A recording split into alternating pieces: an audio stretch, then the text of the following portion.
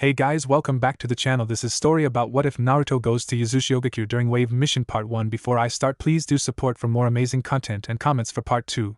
Do consider to subscribe my channel and share my video to your friends and check out the description as well. Let's start the video. The Land of Waves, Nami no Kuni.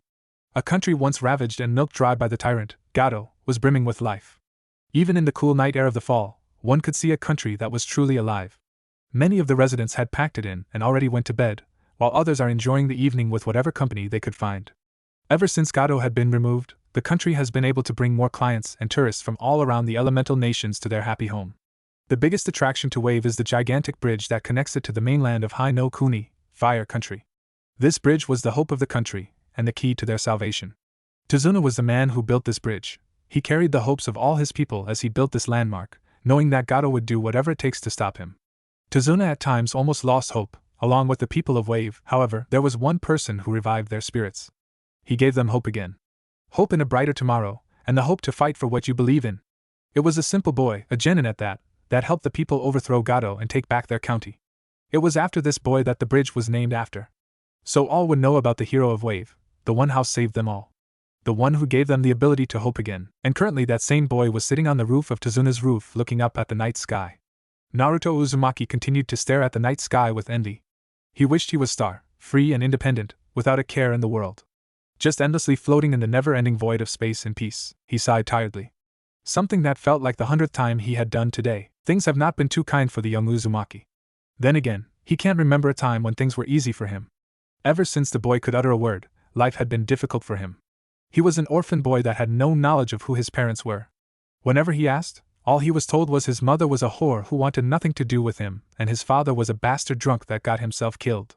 Sadly, these were the types of things Naruto was used to hearing since he was little child. For as long as he can remember, he was hated by everyone in his village. They would either ignore his existence or glare at him like he was an abomination to the world. On numerous occasions, they would form a mob and chase him around before beating with whatever weapons they could find till he was a bloody mess. The hospital would rarely allow him in, and barely do a passable job in treating him. The worst beatings were on his birthday, October 10th. The most dreaded day of his life. The day the Kyuubi attacked the village, and was stopped by the Yondaime. The only way to stop the fox was to seal it into him. Because of that act, everyone now saw him as the Kyuubi in human skin and would do everything in their power to make his life miserable. That is how his life has been for the last 13 years. Hell, he never found out about the fox until he graduated from the Ninja Academy at the age of 12. Those genin days after graduation were probably some of the few good days he had in his life. However, his genin team was severely flawed. Sakura, his now ex-crush, would fawn over their other teammate, and their sensei, Kakashi Hatake, would favor said teammate, Sasuke Uchiha. Sasuke was an arrogant prick that believed he could do everything on his own, and without the help of others. All in the name of getting his petty revenge on his brother, Itachi. That alone was huge understatement for what his team was like. However, despite the horrendous conditions of the team, there was some enjoyment with them and all the adventures they went on. Then everything changed when Sasuke tried to defect to Orochimaru. It was up to Naruto and his 5 teammates to find Sasuke and bring him back to the village. In the end, it was a grueling fight against his renegade teammate. What made it worse was that he had to hold back from killing the bastard for 2 reasons. 1. It would make the mission a complete failure. 2. The civilian council and the village would scream for his immediate execution. Because of all this, he lost to his teammate, as he succeeded in crossing over to the borders of the Sound Village. Naruto was rather down after arriving back at the village. He felt like he let everyone down, that he had failed their expectations. On the plus side, no one died on the mission. So there was some good news to this failure of a mission. However, things were gonna get worse for Naruto from here on out. While Naruto was in the hospital recovering from the mission, Sakura came to visit him. However, instead of worrying about his injuries, she berates him for failing the mission, and not bringing back her precious Sasuke-kun. He could still remember what she called him. Wham, wham, wham, the sound of flesh meeting flesh as Sakura's fists meet with Naruto's face. No matter how hard Naruto pleaded, she continued to attack him. As Sakura-chan, please Estio, he was cut off as she bashed him on the jaw. Shut up! She screeched as she continued to pummel the shit out of him. You failed. You failed. How the hell could you fail such a simple mission? You couldn't do this one thing right for me? For Sasuke? You did it on purpose, didn't you? You were always jealous of us. And this was your solution in getting in our way of being together. You can't do anything right. I hate you, Naruto. I hate everything about you. I will hate you with every fiber of my being for the rest of my life. Her screaming finally caught the attention of the doctors and nurses in the adjacent room. They all came in along with Kakashi. They were all horrified at the bloody state Naruto was in. Get her off the kid! The last thing we need is the Hokage, accusing us of being negligent in our duties and having our heads, roared the head doctor of the group. Kakashi and the other doctors and nurses all jumped, and managed to pry Sakura off of Naruto. The doctors went to Naruto to help him calm down from the shock he received from the beating. While this was going on, Sakura was struggling against Kakashi's iron grip. Let me go! That demon has to pay for not bringing back Sasuke Kyuin, she screeched at him. Kakashi just glared at her before. Slap! Sakura just stood there in shock that her own sensei slapped her. She would have screamed at him for the action, but his cold glare stopped her from doing that. Listen here, Genin. Naruto and the others were given an A-rank mission to retrieve Sasuke Uchiha. The same Uchiha that cared little about your feelings and left of his own free will. The mission was to bring him back with force being permitted if deemed necessary. And considering Orochimaru sent his 4 most powerful subordinates, force was definitely a necessity. Now look how all of them ended up. 4 of the 5 members are severely injured, with Choji and Niji at death's door. The only ones to come out with minor injuries were Shikamaru and Rock Lee. Had the Sand not sent their shinobi, we would be burying some of these ninjas. Ninjas that are supposed to be your friends. And what do you do instead of worrying about their health? You are beating Naruto for failing a mission that he probably did his best to not fail on. I was already ashamed of Sasuke, but now I am ashamed of you, Sakura. As far as I am concerned, you and Sasuke are not my students. You are nothing more than the worst piles of trash I've had the displeasure of knowing. Sakura just stood there in shock before glaring hatefully at Kakashi, before walking out of the room.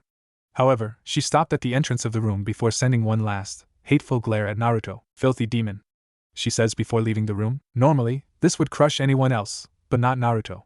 While Naruto was heartbroken by her words, deep down he knew that she would never feel the same way he did for her. He was painfully shown this when he brought Tsunade to heal Sasuke after his encounter with Itachi. Now all he felt was disappointment. Disappointment in Sakura and disappointment in himself. He thought Sakura actually cared about him, but what she did and said proved him so wrong. He had wasted so much time in chasing Sakura, because of his idiotic crush, but her actions had killed any feelings he had left for his pink-haired teammate. However, not everything was all bad. Tsunade was glad to have him back alive, and said he'll make a full recovery in just a few days.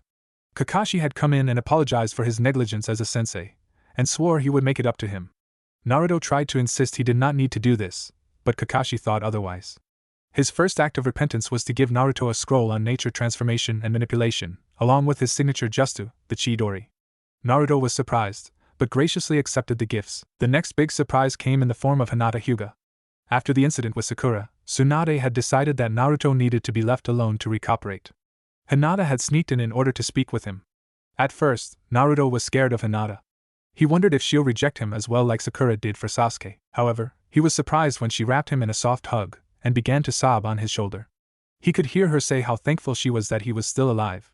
She could not bear the idea of losing him. She would rather die than live a life without him. Naruto was shocked. He didn't know he meant that much to Hinata. He finally asked her, why did she hold him to such high regards, when he failed the mission?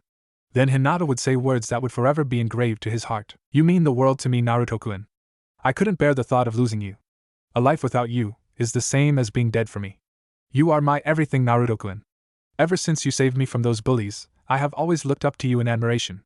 And as the years went by, it became something more for me. I want to tell you that I will always be there you. I will always believe in you, because I love you, Naruto-kun. I love you with all my heart and soul. Naruto was speechless at her confession. He never thought Hinata felt that strongly of him. He soon couldn't help it, but shed tears. But these were tears of joy of hearing someone say they loved him. Naruto told her that he was really happy to hear that, and wanted to give this a chance. Hinata just smiled and said she would help him to learn what it means to love someone. Hinata and Naruto shared their first kiss with Naruto asking afterwards if Hinata would mind being his girlfriend. She replied with a yes, and the two continued to make out on his hospital bed. Hinata soon left, and told him they will have their first date after he was released. However, things were about to go from bad to worse after he was discharged from the hospital. The minute he was released, the council immediately called him into a meeting and demanded an explanation for why the mission was a failure.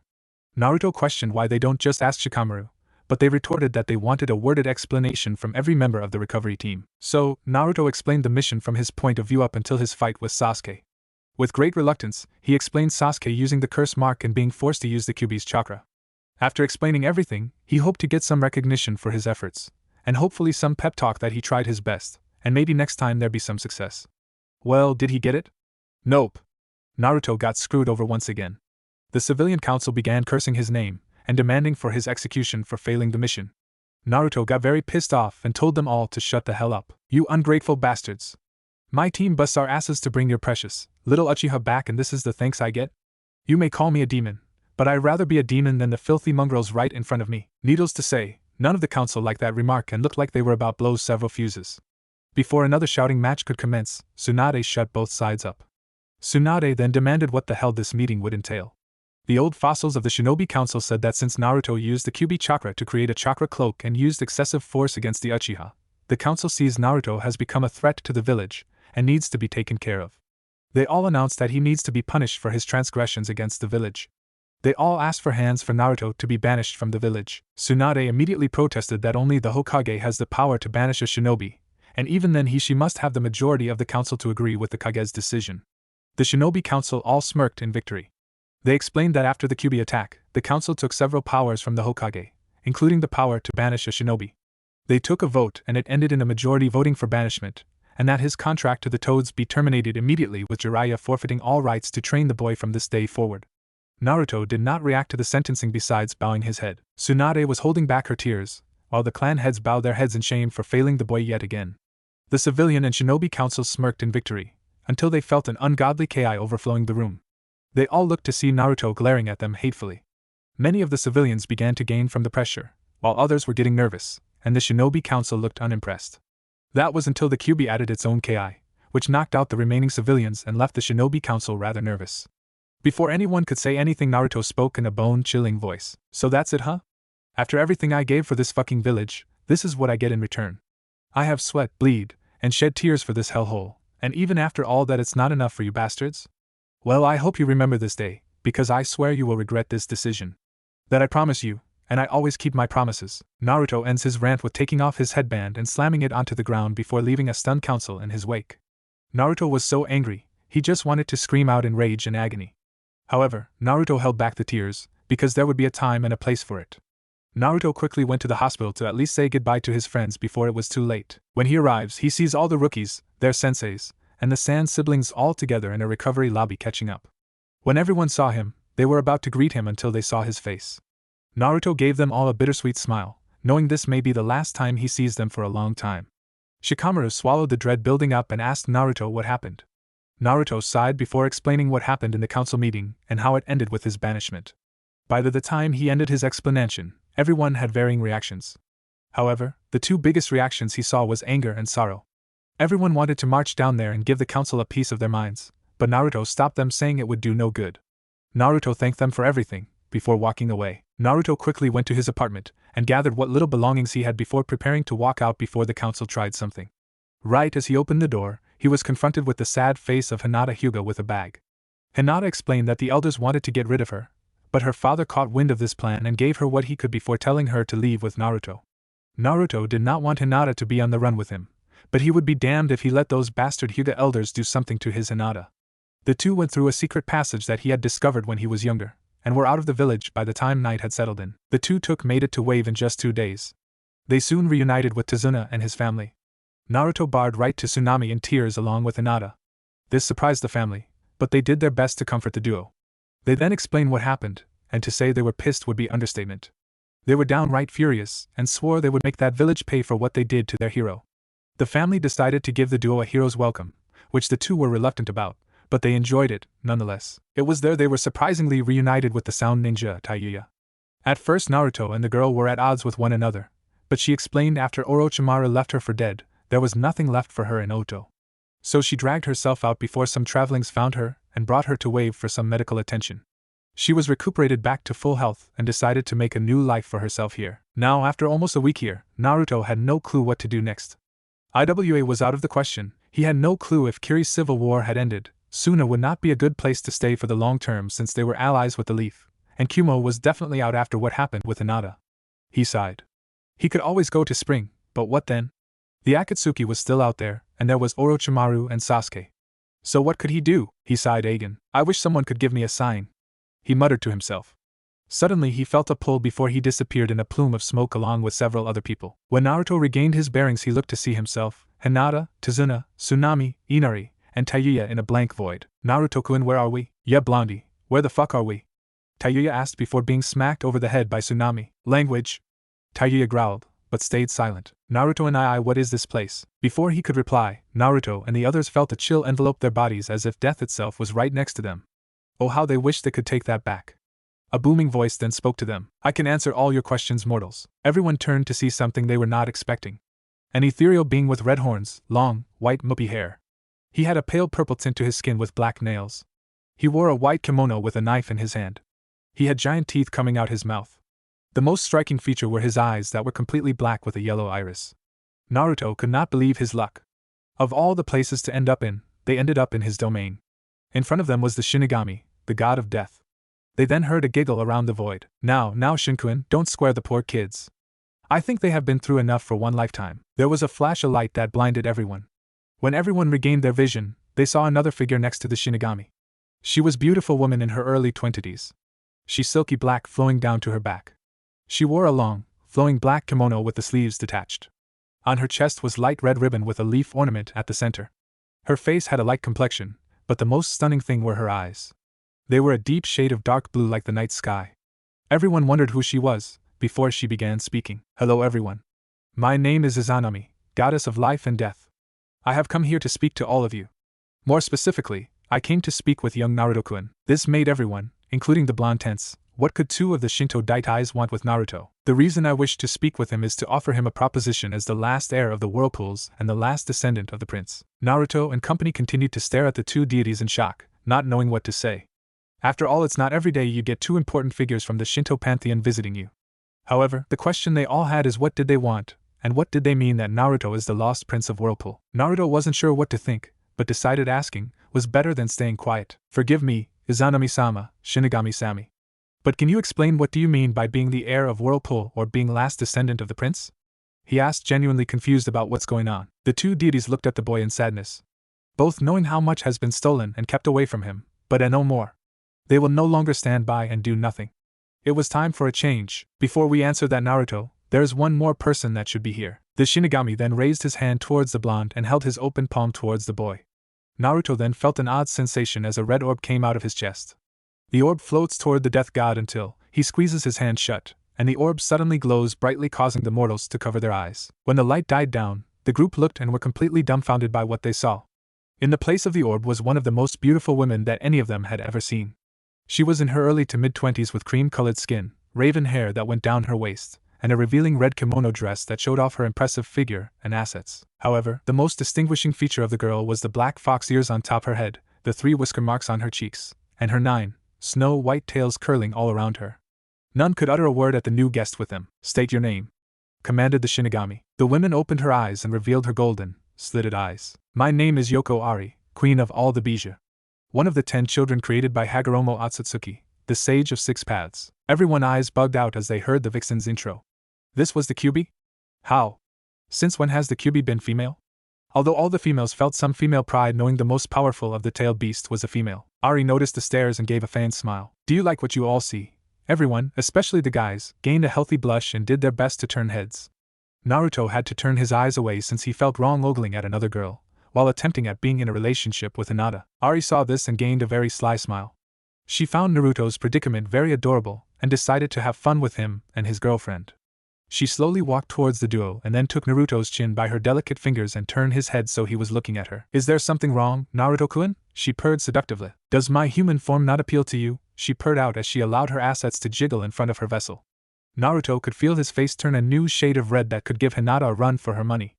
He could feel his resolve being dissolved in front of the goddess/demoness. However, he felt his arm being pulled in between 2 soft pillows. He turned and his eyes soon began to bug out of his eyes. Hinata was clinging to his arm in between her breasts. But what was getting his attention was her face. Her lips were puckered up and she was glaring at Ari in envy.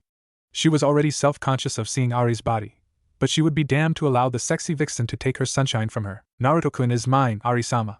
Hinata retorted with as much steel as she could muster. Naruto and everyone gawked at the girl's bold statement to the demon queen. Ari just smirked. She liked this girl's attitude. So many possibilities. You are him. Everyone turned to the Shinigami and Izanami, looking at the trio in amusement. As entertaining as your shows of affections are, we have a schedule to keep up with. Everyone turned to the two with serious expressions, none more so than Naruto, who wanted answers to their previous inquiry towards him. Can you please tell me what did you mean earlier? And why did you bring Ari out? What do you want from us? The two gods sighed before looking at each other, then at their audience. There are many reasons for why we have brought you here, and now it's time to explain ourselves. They then looked directly at Naruto. It's time, Naruto, for you to hear about the origins of your family. The two then created a sphere and set it above their audience. Behold the history that has been lost through the sands of time. The group then see a very young woman with snow-white hair, pale skin, and red lipstick, and wearing a very formal, white kimono. However, what got everyone's attention was her eyes. She had the Byakugan. Everyone was surprised, especially Hinata. Who was this woman? Why did she have the Byakugan? And relation did she have to Naruto? Hinata especially wanted to know, since she has never heard of this woman within her clan.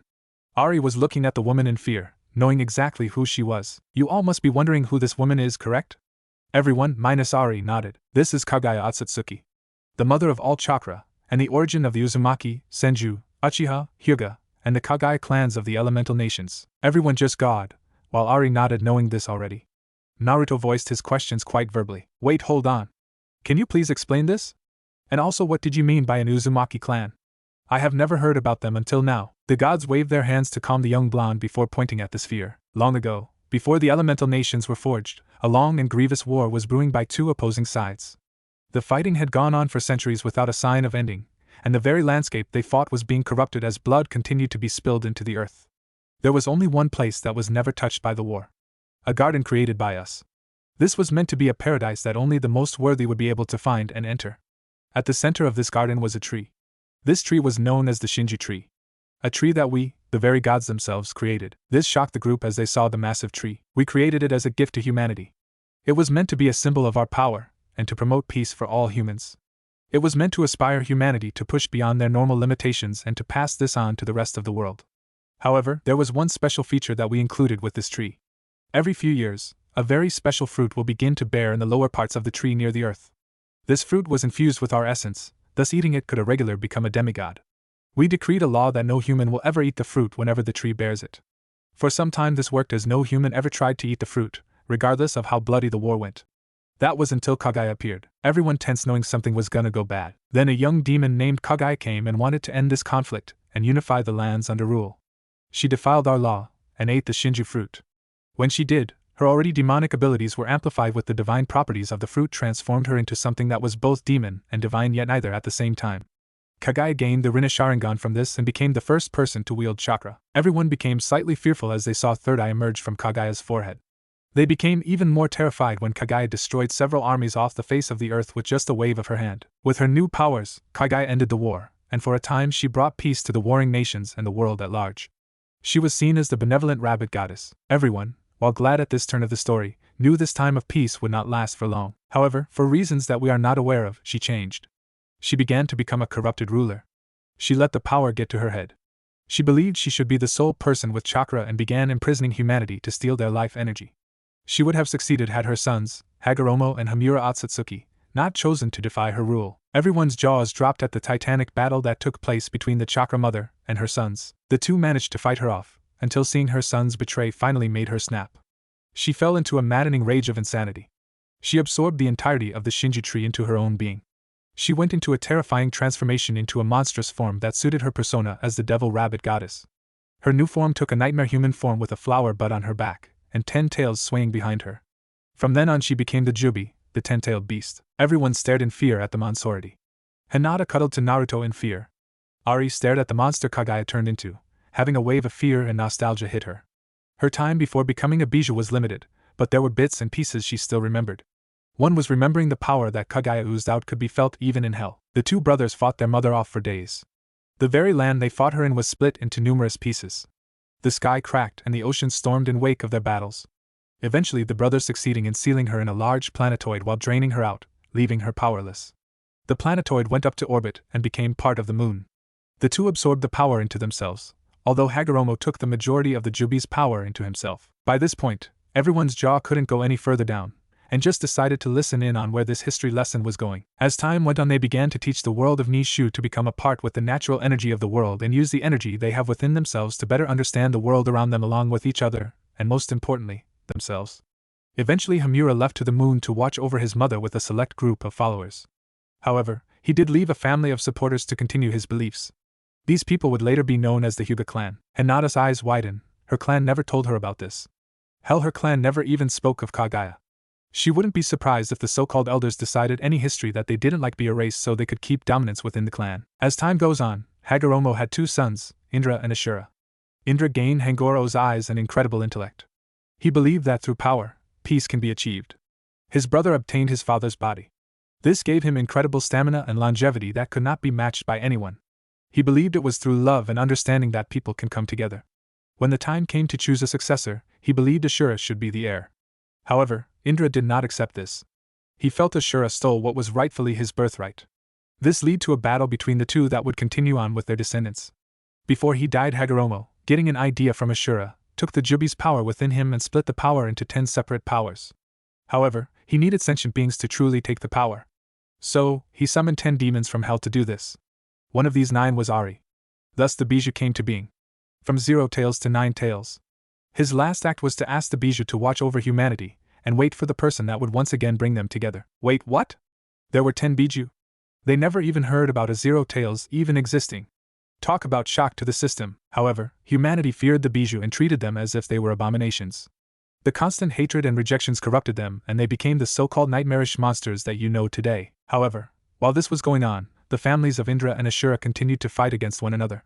As time passed, their descendants continued this feud even though the cause was lost as time went on. These 2 families will later became known as the Uchiha and Senju clans. Everyone wasn't surprised since they knew the clans had to come up eventually. Naruto, however, still had a bit of impatience eating at him. Wait, how do the Uzumaki come into this? The gods looked more amused than annoyed at the interruption. We were getting to that. Naruto blushed in embarrassment, while Hinata rubbed his back to calm his nerves. Anyway, one of Ashura's direct descendants had 2 children, twins. The younger sibling did not believe in the senseless fighting between the 2 families, and took those that also followed her belief and left to live somewhere far from the fighting and to live in peace. They all went into an island that was deeply rooted in the spiritual plane, and prayed for guidance on what they should do. That is when we appeared before them. We also did not see fit with the constant fighting of the 2 families. We feared one day, Kaguya may use this as an opportunity to come back through one of her descendants. We asked them to be our representatives to help keep the other families at bay, while not succumbing to either of the family's ideals. They agreed as long as we agreed to protect all future descendants of their new family. We blessed them with a portion of our spiritual powers, which caused their stamina and longevity to increase even more. Their bodies become much more durable along with an incredible healing factor. Our blessing also caused their hair to turn different shades of red. A sign they took as a form of their new allegiance, their new family. They gained the ability to fight evil spirits/demons, and created a fighting style that had the grace and power of a god, but the ferocity of a demon. This is how the Uzumaki clan came to be. Naruto and the others stared at the deities after what they just heard. To think that 5 of the most famous/infamous clans in the elemental nations came from one being was insane. However, something clicked in Naruto's head about the Uzumaki clan and connecting it to a certain red head in the void. Wait, if all Uzumakis have red hair, does that mean that? The gods nodded. Yes, Naruto, that makes you and Tayuya originate from the same clan. You two are family. This shocked everyone in the void, especially the aforementioned relatives. The 2 continued to look at one with shocked awe. The 2 never knew anything about their families on either side of their parents, so this was startling revelation. Naruto always tried asking the Sandaime if he knew anything about his family, but he would always tell Naruto that they died in the Kyuubi attack, and they loved him very much. That was it. He never got anything else about his family, hell, not even about his other relatives. Hell, he was never told anything about having a clan. Knowing that he had a family all this time, he couldn't feel betrayal and anger against the Sandaime for keeping such things from him. Things he had a right to know. What got him angrier is that Kakashi, Tsunade, and Jiraiya probably knew about his clan, and yet they also told him nothing. Naruto made a personal promise to get them back later for their lies. Tayuya was having her own thoughts on this revelation. She never knew anything about her family. Hell, she did not know she was even from a clan. The only thing she had from her parents was her flute that she always carried along with her. The one thing she did remember is that she always lived on the streets due to her parents dying at a young age, until Orochimaru found her. After that, it was training and experimenting on her body and the other test subjects until she reached her current situation in Wave. Now then, much time passed until we get to the founding of your village and the first Hokage being chosen, Hashirama Senju. However, the Uchiha leader at the time, Madara Uchiha, was not keen at the way things were going for the village, especially for the Uchiha clan. Eventually he would leave the village when the Nidaime Hokage was nominated. This would lead to the legendary battle between the 2 strongest shinobi of their times. The clash created what is now known as the Valley of the End. This leads to the current descendants of Indra and Ashura. That person is you, Naruto. Everyone could not believe what they were hearing. Naruto was from a long line of family rooted in spiritual world. Not to mention he's basically the descendant of the first person to hold title of God of Shinobi. While they understood, Ashura, how was Naruto related to Indra? Wait, I understand everything you just said, but how am I related to Indra? Shouldn't I only be related to Ashura, because of my connection to the Senju and Uzumaki clans? Naruto asked, generally confused. The Shinigami answered. The answer is simple. You are part of the Uchiha clan on your father's side of your family. Naruto's eyes widen. My father? With uncertainty. Hinata looked at her boyfriend, sadly. She knew how much it meant to him to know any little detail that involved his parents. Any orphan would be like that. But Naruto was much more serious since he was constantly hated and told vulgar lies about his parents. Everyone called his mother a strung-up whore that wanted nothing to do with him, and his father was a deadbeat bastard that cared little of him or his mother, and probably died in a ditch like the pathetic loser he was. Now he finally might get answer on who his parents were. The two gods nodded sadly. Naruto, the revelation of your parents begins with the most important day of your life. The date of your birth. The orb then glowed before everyone saw a woman appearing in the screen. She had long, crimson hair with violet eyes. Her face was contorted in pain. Everyone's eyes widened as they realized who this was. Naruto's mother, Kushina Uzumaki, giving birth to him. The orb then turned its attention to another. This was a man with spiky blonde hair and blue hairs. He was telling the woman to keep going and that he'll hold the seal. Everyone's eye nearly popped out as they realized that Naruto's father was Minato Namikaze, the Yondaime, and he was keeping the seal of the Kyuubi in check. Suddenly after Naruto was born, a masked man took him and held him for ransom, and Minato managing to rescue him from dying. The scene cut to Ari being ripped out of Kushina by the man's Sharingan, and then forced her to attack her previous vessel. Her husband saving her, and then engaging the masked man and the Kyuubi in combat. Minato managed to free Ari from her mind control, but she was still in a psychotic rage and continued to destroy the village. Minato summons Gamabunta to hold the Ari down, and teleporting them to his last location. Kushina holding Ari with her chains. Minato deciding to seal her in Naruto, and incorporating their chakra in the seals so they can see him again when he is older. Minato summons the Shinigami, and seals half the Kyuubi in himself, and then prepares to seal the second half. Kushina starts to lose control and her chains soon began to loosen. Ari tries to kill Naruto, but Kushina and Minato jump in the way, stopping her claw. The two then say their last heart-filled words, and say that no matter what happens, and whatever he becomes, they will always love him. Minato then begs Naruto for forgiveness, knowing the life he will live, but has faith in his godparents and his student, Kakashi, and the Sandaime to take care of him. He tells his son he believes he will arise to greatness and to become something greater than he ever was, whether good or bad is irrelevant. All he wishes is that he tries to live a life of peace and to try to have a family of his own. Their final words are to live long and happy, and remember, they will always be watching him. Naruto had no clue when he began crying, but he did not stop them as he let the information he was told sink in. His father was Minato Namikaze, the Yondaime, the same man who sealed the Ari within him. He was honestly happy to know his family after being left in the dark for so long about. That didn't stop the growing lump of hatred and bitterness at not only Konoha, but also those close to him. How many knew the truth? How long were they going to keep this from him? Were they ever going to him the truth, or would they lie to him until they felt like talking? Naruto then felt two pairs of arms encircling him and bringing him into a hug. He turned to see Hinata and Ari giving him a hug. Naruto-kun, I know you are feeling a lot of things, but we need to finish hearing what Shinigami-sama and Izanami-sama have to say. She's right, Kit. So clean your nose and wipe the tears. The son of the Yellow Flash and Red Sea of Carnage should have his head held high. Naruto chuckled, but then heard a gasp from the two and saw them looking straight at him. What? He asked. Naruto-kun, why your eyes? They CC changed. Naruto's eyes changed, before taking out a kunai and looking at his reflection on it. His eyes widened when he saw what was looking back at him. His eyes were no longer a deep shade of blue. They were now a blood red with one tomo on the left eye, and two tomo on the right eye. Naruto was speechless. Sharingan, he whispered. Well, this was an expected surprise. Naruto looked at the two gods. You see, Naruto, one of the many ways to unlock the Sharingan is through an emotional or traumatic experience.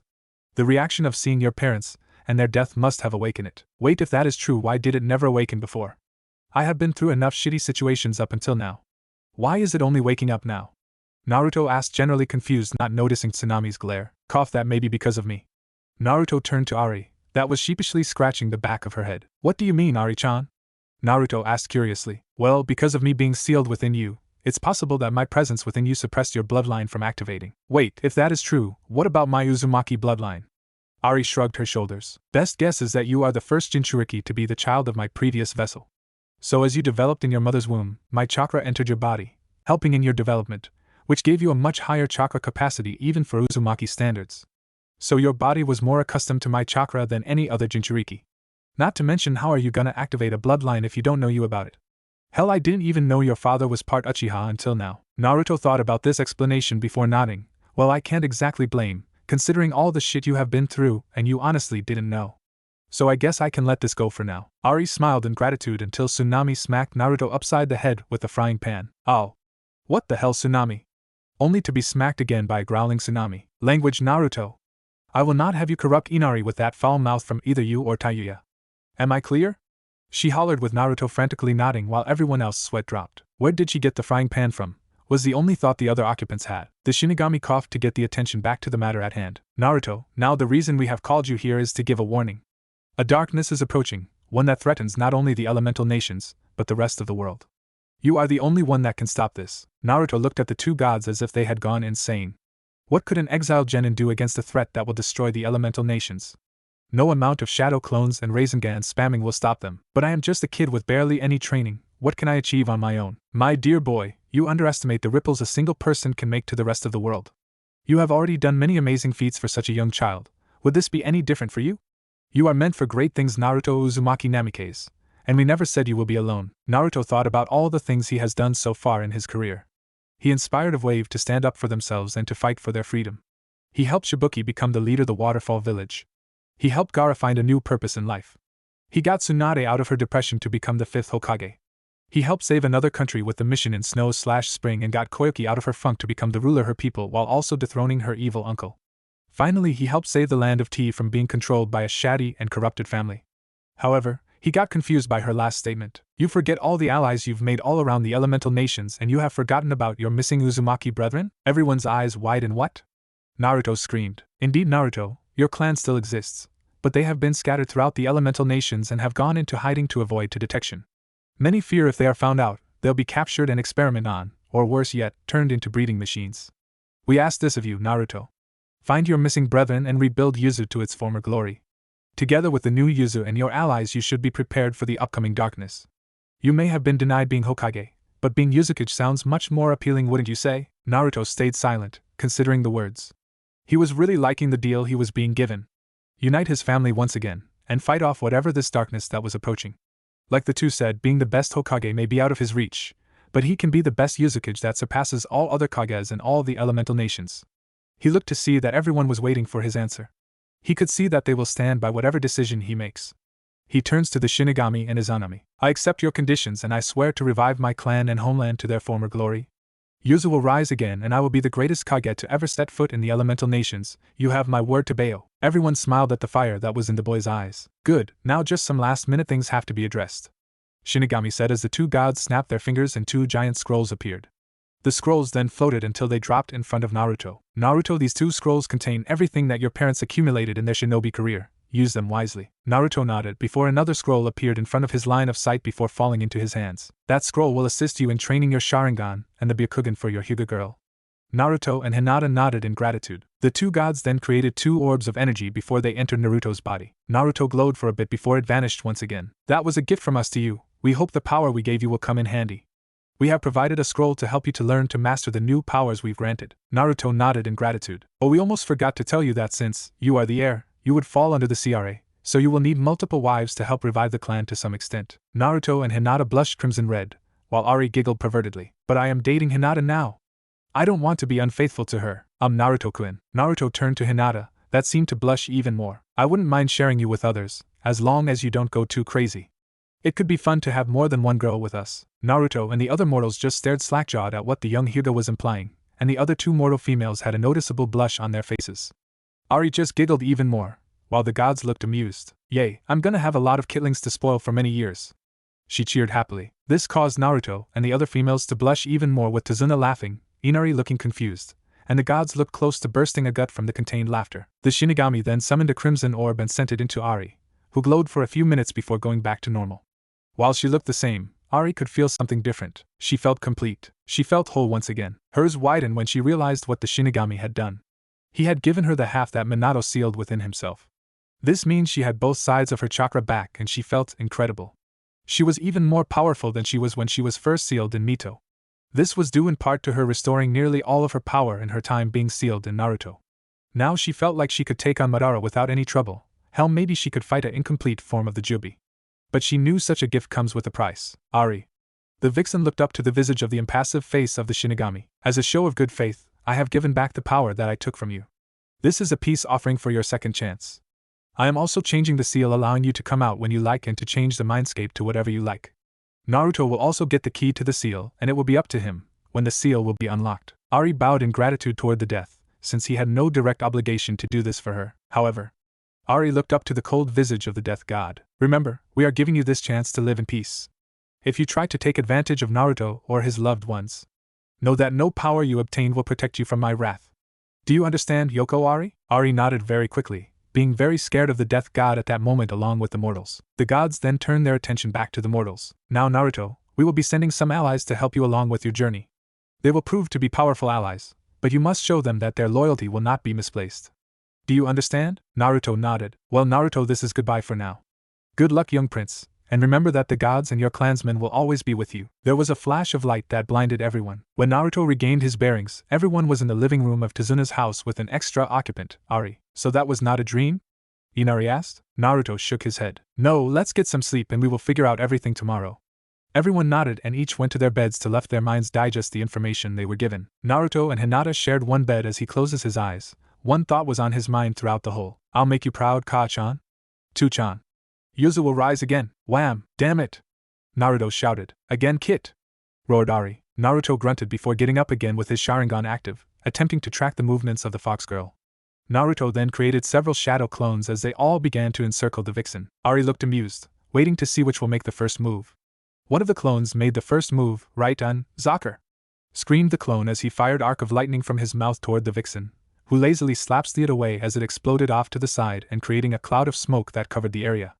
Ari was undeterred and continued to wait for her kit's next move. She did not need to wait long as a volley of over 40 shuriken and kunai came flying her. She quickly took notice of the tags on the flying projectiles before cocking her arm and swinging forward while shouting, QB Twister! A powerful whirlwind formed, catching all the kunai and shuriken before they all exploded in a flash of light. Ari quickly covered her eyes so she would not be blinded by the flash of light. She hears a twitch from behind her and uses her tails to attack the assailant. She turned to see 3 of her tails had impaled 4 of the clones Naruto made.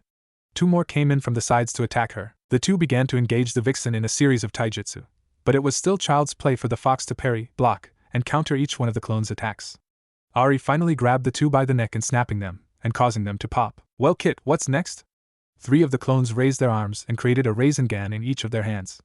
The 3 charged at the vixen, who was prepared to counter this rush assault, but got a surprise when the clones slammed the Rasengans to the ground, causing a crater to form. The shockwave caused Ari to falter for a few seconds, but it was enough for the original to come and throw a right hook at Ari. The Raven Vixen barely managed to move as the attack grazed her cheek. She retaliated by throwing a right hook at the blonde. Naruto could see the fist as it slowly inched closer and closer to his face. His eyes followed the movement as it continued towards him. Naruto could feel the strain in his eyes, but pushed past it and forced his body to react to the image that was being poured into his brain. As the fist made its final arc, Naruto managed to tilt his head as the fist passed by his cheek. Naruto felt excitement flow his body. He did it! He finally got his body to react to his Sharingan visual prowess. He now understood how much trouble Sasuke had when he fought Rock Lee. However, his glee of victory disappeared in an instant as he felt his gut exploded in pain from a fist being slammed into him. The next thing he felt was being sent flying back and slamming into a tree. Hard, Ga! He cried as he coughed up blood. Naruto-kun! Hinata screamed in worry. Ari sighed before relaxing from her battle stance. Hinata, go check on him, we are done for now. Hinata did not need to be told twice as she rushed to her boyfriend's side, who was struggling to get back on his feet and failing miserably. Hinata reached him and quickly slung an arm over him to help him stand up on his feet. Ari continued to look at her stubborn Kit. Even when his body was screaming at him to stay down, he just kept trying to stand up. Ari sighed before she looked up to the sky to see that the sky was a deep orange. Time really flies when you are having fun toward a training. She meant training. Yes, that was what she meant. She liked training her 3 kits. Naruto. She called out to the blonde, who looked up to her expectantly. It's getting late. Time to head back to Tazuna's place. Ari said. Naruto looked like he wanted to retort, but the look that Ari and Hinata gave him caused him to close his mouth. His body had reached its limit for the day, and it was time to rest. The 3 then made their way back to their unofficial home, Tazuna's house. Dinner at Tazuna's residence was lively as ever. Hinata helped Tsunami make dinner with Ari and Taiya helping pass the food along. It's been almost 2 weeks since the conversation with the two deities, and some things have changed. Ari had taken upon herself to train Naruto as a ninja. When testing Naruto's affinity, she was surprised to see that Naruto had 3 elemental affinities, which is a rarity for anyone to have when they begin elemental manipulation training. But this was Naruto, so she shouldn't expect any less. Plus, this might have been an effect from the Shinigami's gift. In terms of training, Ari mainly focused on his chakra control, taijutsu, ninjutsu, and fuinjutsu. She also assisted Naruto with his Sharingan, with Hinata assisting since she experienced in using a dojutsu along with the scroll given to help both of them. Tazuna wanted to contact all of the allies that Naruto made around the elemental nations, and tell them what happened to Naruto, which would lead them to break their ties with Konoha, but Naruto asked him to hold off on that. When asked, Naruto explained that if they break their alliance now, then Konoha would do everything in their power to drag him back into Konoha, whether he liked it or not. Worse yet, he might be brainwashed and turn him into their living puppet and use him as leverage against them. Tazuna and the rest of his family have to reluctantly agreed and held off of sending notices about deserting Konoha, but will inform them that eventually Naruto would meet with them to speak about his future plans. But that was when Ari decided when they were ready for it. So Ari-san, how goes the brat training? Naruto gained a tick mark on his head from Tazuna's brat comment, but otherwise made no rise. Well, he still is a little sloppy in execution, but he is improving, if only slightly, Ari said as she enjoyed the look on Naruto's face. Naruto gained several more ticks and his patience was waning. Before he could retort, Ari began to speak again with an amused tone in her voice. He finally has control over the Shadow Shuriken, Shadow Kunai, and Shadow Clone Explosion Jutsus, and he can finally perform the Rasengan with one arm. So that's an achievement, she said. Tazuna patted Naruto on the back, which nearly made the blonde choke on his food, with Hinata and Tayuya doing their best to help him swallow. Tazuna just continued to laugh until Tsunami smacked him across the head with a frying pan. Inari just smiled to all this in amusement. Ari-san? Tsunami asked after punishing her father. Ari hummed as she looked at the widowed housewife. How have the girls been in their training? Plus, what will Naruto-kun be doing next? Tsunami curiously asked. Ari scratched her chin in thought. The girls have been progressively well for almost 2 weeks. Hinata is improving her reserves and can now perform the Kaiten with little trouble. Although the 64 palms is still a bit much for her, but I can guarantee by the end of this month she'll have it done. I managed to teach her the Shadow Clone and Water Clone Jutsu, but she can only one for each and not at the same time. Tayuya has also been growing smoothly. I have increased her arsenal of genjutsu that she can perform them with, and without her flute. I even got her to learn the same jutsus that Naruto has learned. Lastly, she's been learning about seals along with the kit. Naruto is around low to mid Chunin. Tayuya is around mid to high Jonin due to her being exposed to barriers and seals from Orochimaru. The one good thing that Pedo Snake did for her. Ari explained. What about those chains that Kushina-san used, Ari-nichan? Inari asked. That got everyone's attention. They all wondered Ari had not helped Naruto, and possibly Tayuya, to see if they are capable of using the chakra chains. From the memories they saw from Kushina, the chains would be a valuable asset if they are capable of holding the strongest bijou. Not to mention they have Kushina's scrolls on the chains. So what was the problem? The answer is quite simple. I am not sure if either of the kits have the ability to make those chains. While Naruto has a higher chance of having them due to his mother, his chakra control is still lacking. I need to improve his chakra control before attempting to see if he has the chains, Ari said as she looked at Naruto, who was looking back intently. You learning to perform the Rasengan with one hand was your first step in improving your control. I plan to take your control even further. When you reach at least low Jonin level control, that's when we'll start working on the chains. Both of you, I mean. Naruto and Tayuya nodded, accepting the logic. Both knew they can't rush into this or they may cause permanent damage to their bodies. Healing factor or not, Naruto knew even he had limits to what he can recover from. Thankfully, thanks to the influence of Ari and Hinata, Naruto's patience has improved and he has been learning to keep his temper in check. This is especially was important to have when he got frustrating in trying to understanding his parents' notes on the sealing arts. No one ever said that learning seals would be easy. What about the powers the Shinigami gave me? Naruto asked. Ari sighed. Everyone was listening intently. Ari had mentioned before that she would enter the seal on occasion and try to figure out what the orbs the Shinigami gave Naruto. Ari nodded. Yes, I believe the Shinigami granted you something similar to a bloodline with one of the orbs. A very powerful one at that. But the other one is still a mystery. Do you know what the bloodline entails? Naruto asked. He was curious about the second orb, but knew its abilities will eventually be revealed when necessary. Ari nodded. From the scroll, the Shinigami calls it the Sky Release Bloodline. It complements your affinities for wind, lightning, and water. You'll be able to freely to manipulate, control, and absorb the elements without the need of hand signs. You can also combine the elements with one another. You can combine wind and water to form ice release, water and lightning to form storm release, and wind and lightning to form the swift release, and finally you'll be able to combine all three affinities, create, and command all types of other patterns at will. Honestly, it's an appropriate bloodline for someone of the Uzumaki clan. Ari explained. Everyone's jaw just dropped at what they just heard. That had to be one of the most broken bloodline abilities they have ever heard. Naruto would be the equivalent of a god on Earth. Naruto had stars in his eyes. This sounded like the bloodline expansion that he caught a glimpse of his in parents' notes. This will be perfect for him to help rebuild Yuzu and to fight off the Akatsuki, Orochimaru, the impending darkness that is approaching, or anything else that'll threaten his loved ones. Naruto got out of his daydream when Ari addressed him. Gomen Ari-chan. Can you repeat that? Naruto said sheepishly. Ari just shook her head in amusement. Naruto, this power along with the other one will affect your body. This got everyone slightly concerned. What do you mean? Will my body not be able to handle it? Naruto asked. Ari shook her head. It's more likely that your body will adapt and absorb the power the more you use it. The thing is that this may change your biology into something else. What exactly you'll become at the end, I am not sure. However, I can guarantee one thing, you won't be human anymore. She said. Naruto lowered his head in contemplation, while everyone else remained silent. No longer human. For years he had tried to prove others he was not a demon, that he was human just like everyone else. But as he traveled to other countries and saved them in some way, the people always treated him like a hero. Nami proved this when no one abandoned him when they found out he was the Kyuubi Jinchuriki. In fact, they looked up to him even more. Now he finds out that to bring back Uzuhiogakure and his clan, he may have to give up his humanity. No, that's not exactly right. Naruto shook his head. Naruto, I know this difficult. Ari began. No.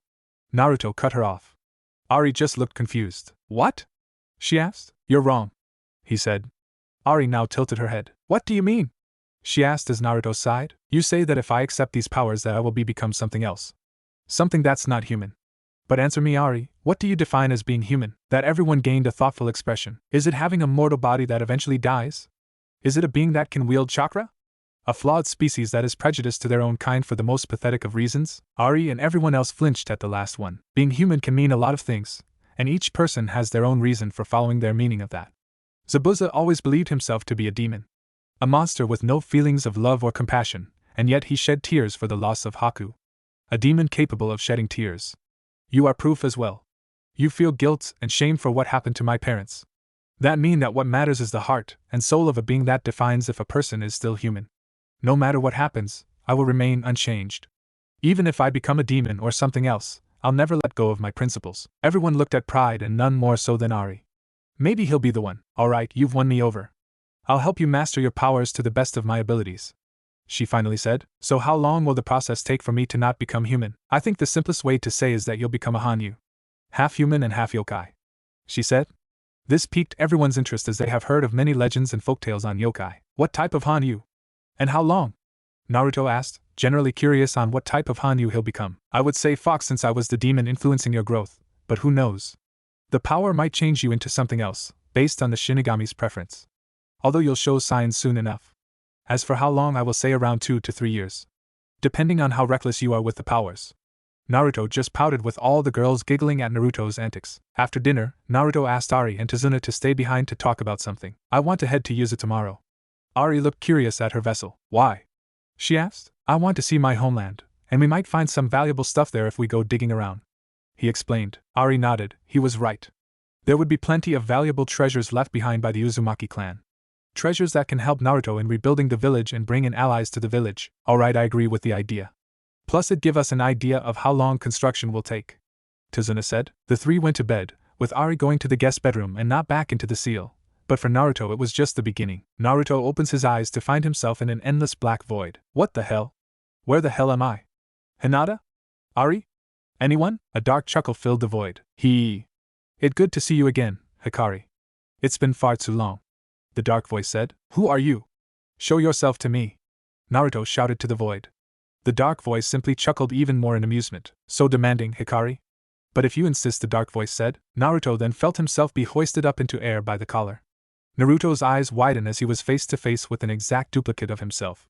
The difference being the twin had black spiky hair with red eyes and black scara. Who are you? His evil twin began to chuckle. You can call me Yami. I am your inner darkness. Yami began to tighten his hold on Naruto's collar, making lose even more of his limited air supply. What do you want?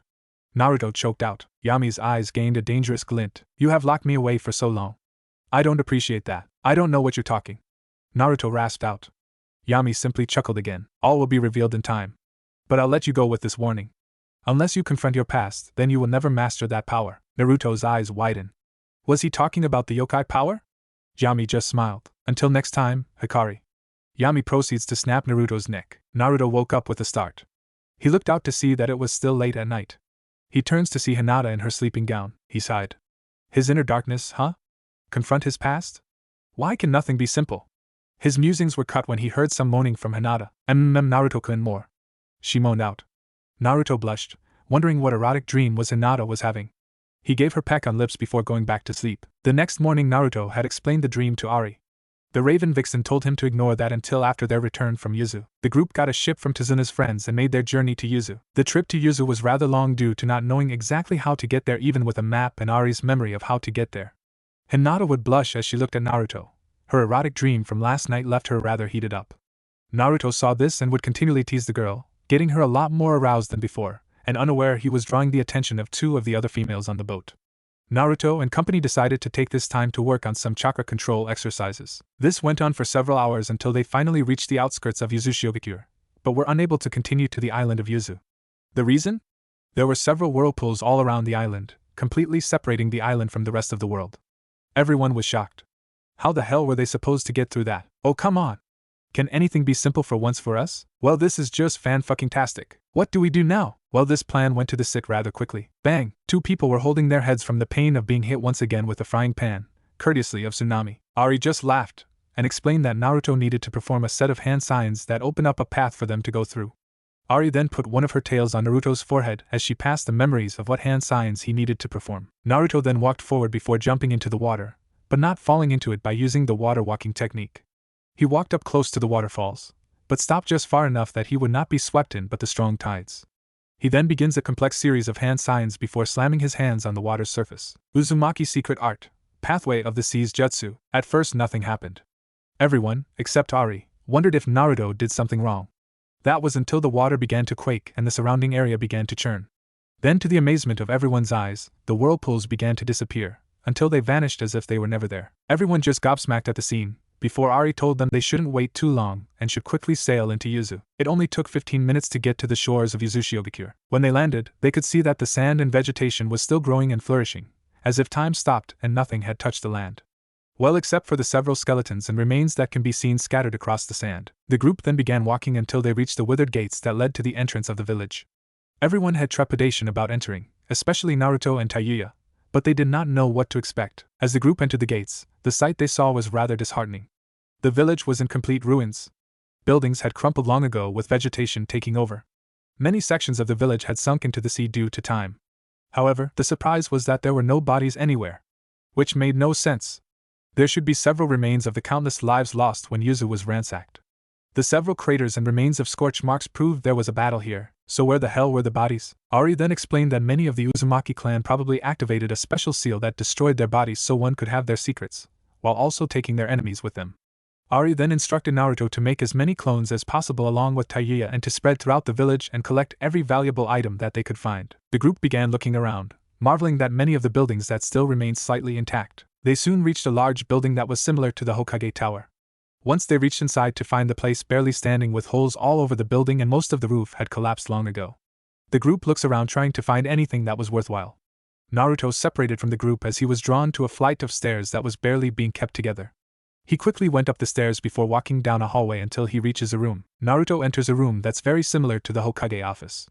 He looked around to see that the room was relatively still intact, minus the shattered glass and several parts of the room falling apart. He walked over to the table in the middle. The chair was in pieces and most of the drawers were gone. Naruto then notices something on the ground. He picks it up and finds out that it's a photo. He turns it and gasps at what he sees. A man in 60s with short, white spiky hair and beard wearing the traditional kage robes and hat. Next to him was beautiful red-haired woman with teal-colored eyes. The thing that drew his attention was the small 6 or 7-year-old girl in the picture. He recognized the girl, because how she looked as a grown-up and she had not changed much in those years. It was Kushina Uzumaki, his mother. Does that mean the two in the picture are his grandparents? He ponders if this is the last picture of all three of them together. He looks back at the ground to see a seal array on the ground. Curious, but cautious, he creates a shadow clone to release the seal in case of a trap. Thankfully no trap was sprung, but a letter did pop out. Curious, Naruto began to read the letter. Later on, everyone begins to worry about what happened to Naruto. After locating his position and carefully going up the stairway, they find Naruto trembling while he silently sobbed. Everyone grows concerned and are about to ask what's wrong when they see him clutching a letter in his hand. Ari slowly takes the letter. She turns to see Naruto clutching a photo, but focuses on the letter in her hand.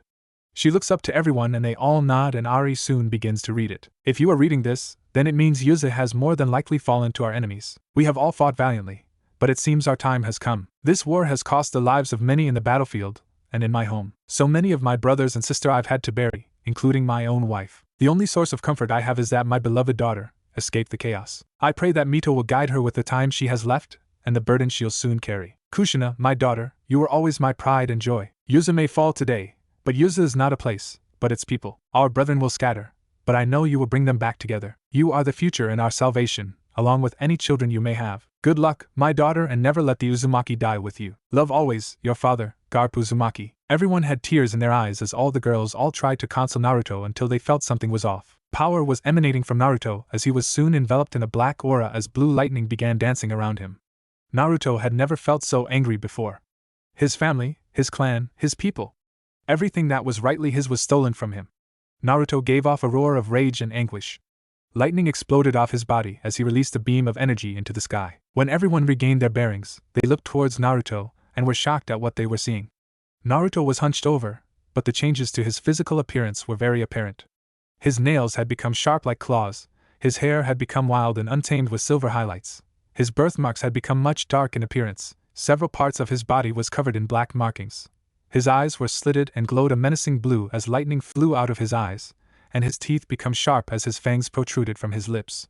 However, the most shocking physical change were the dark wings that protruded from Naruto's back. They were multilayered and similar in structure to a bird's, but the wings seemed more scaly and had silver markings all over them. The other thing everyone noticed was the dark silhouette that formed above Naruto. It was in the shape of a monstrous quadrupedal creature with Naruto's wings. Everyone stared wide eyes at this. What is that? They all thought, except Ari, who looked in shock at the silhouette. Of all creatures, the Shinigami chooses that? A creature of legend that could rival my siblings and myself in actual power and abilities.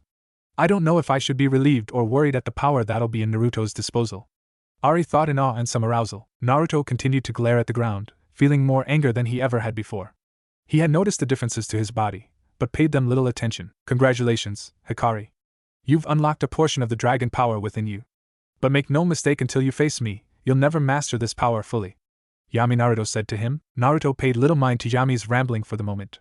He had bigger things to worry about. He turned to everyone with a burning gaze of determination. This will not be the end. This is far from the end. I will not their sacrifice be vain. My brethren, my clan, my people, my grandfather will not have died in vain. Yuzu will rise to glory once again. It took some time for Naruto to calm down and be able to retract the extra appendages and transformation. Ari said that he probably won't be able to use those appendages again until he more control of the power, and they can't ever rely on him always getting emotional to use that power. Hinata and Tayuya commented that they liked the wings. This got them kisses on the cheek, which caused the two to blush. Ari pouted that she did not get a peck on the cheek. However, when Naruto was about to give her one, she turned her head and Naruto gave her a kiss on the lips. Naruto moved back with his face red as Ari giggled in victory as she walked away. The girls, not wanting to be outdone by the fox vixen, each gave Naruto a kiss on the lips before walking away. Naruto just stood frozen before he regained his senses as he followed them to find more valuable items. The rest of the day was spent on collecting anything they could find, and planting a seal to allow them to teleport whenever they want without having to travel by sea, thanks to Ari. Although they will have to test it with a shadow clone to be safe, the group returned to find that someone was waiting for them. This person was a pale-skinned woman with dark purple hair and reddish-brown eyes. She had a rather voluptuous figure, and was wearing a long, revealing, violet dress, sporting a striped pattern.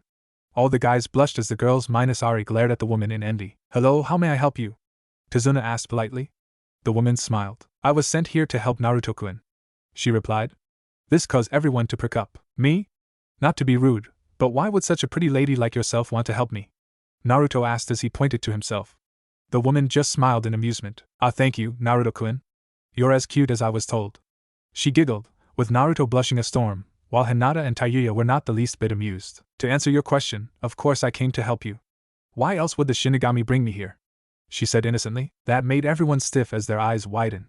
She couldn't mean? "Why you mean your Naruto," stuttered out as the woman nodded. "Yes, I will be one of the many allies that the Shinigami will bring to you. My name is Altair Milkovich. I am a half-blood or demigod to some. daughter of a mortal and a god. I am the daughter of Medea, goddess of magic. And we have much to discuss, Naruto-kun. She ended with a lustful purr as he glopped Naruto into a hug with his head between her breasts. Tazuna glared in envy, Tsunami blushed as she covered Inari's eyes, Hinata and Tayuya glared in envy and jealousy for the woman's figure, and Ari just giggled in amusement at the scene. Things were just getting interesting for the future Yuzukage. 1 month has passed since the young woman known as Altair came into the lives of Naruto and company. It had been a rather interesting experience for all of them. Altair explained that the Shinigami brought her to assist Naruto in his development, and to help him and his allies in the recreation of Uzuhiogakure. She also explained that the Shinigami may bring others to assist as powerful allies and perhaps something more for Naruto. This got Naruto and the girls, except Ari, to blush a deep crimson. What didn't help was Altair's chest bouncing in front of him as she teased Naruto. The blonde teen could do nothing but faint after the overstimulating image, which got a giggle out of Altair and Ari. Altair then explained that one of the things she wants to teach Naruto and the others about is magic. This surprised Naruto and the rest as they believed that magic could only be found in fairy tales. However, Altair explained that magic has been part of human civilization just like chakra. After all, chakra existed in everyone, and no one became a parent of it until Kaguya awakened it within her. Her sons then taught the rest of their followers how to unlock it as well. Magic works the same way. The biggest difference being that magical energy is created by absorbing particles from nature known as eternanoparticles. Once a person's magical container is awakened in a person, they automatically absorb the particles into their bodies to replenish any depletion of their magical energy. There are also several types of magic just like with jutsus. Altair offered her vast knowledge of magic for them to use as they liked. Naruto and the others were ecstatic. This could really be useful for them, and could be a useful edge against their enemies. Each of them decided to learn some basic magic before getting into the more complex subjects. Naruto stated they should all put some focus on learning teleportation and telepathy magic. This intrigued everyone and explained that being able to communicate with everyone on the fly without interference and teleport to one another when there's danger will be a very important skill to have for themselves and for their allies. Everyone agreed to that logic and began to set aside time to learn telepathy and teleportation magical. While this went on, Hinata asked Altair and Ari for advice on herbs and other plants that could be crushed and mixed to make more potent healing herbs and poisons, which the two were happy to show her. Altair also gave her some books on water and wind applications in the medical field along with several others on human anatomy and biology. Hinata took this with great appreciation along with the other books and scrolls she borrowed from Naruto's collection that came from Yuzu and his parents. Speaking of that incident, ever since that day, Naruto trained like a man possessed. He continuously worked with his element and chakra manipulation along with getting a much better handle with his Sharingan, although he still had 2 Tomo. But that was a temporary setback for now.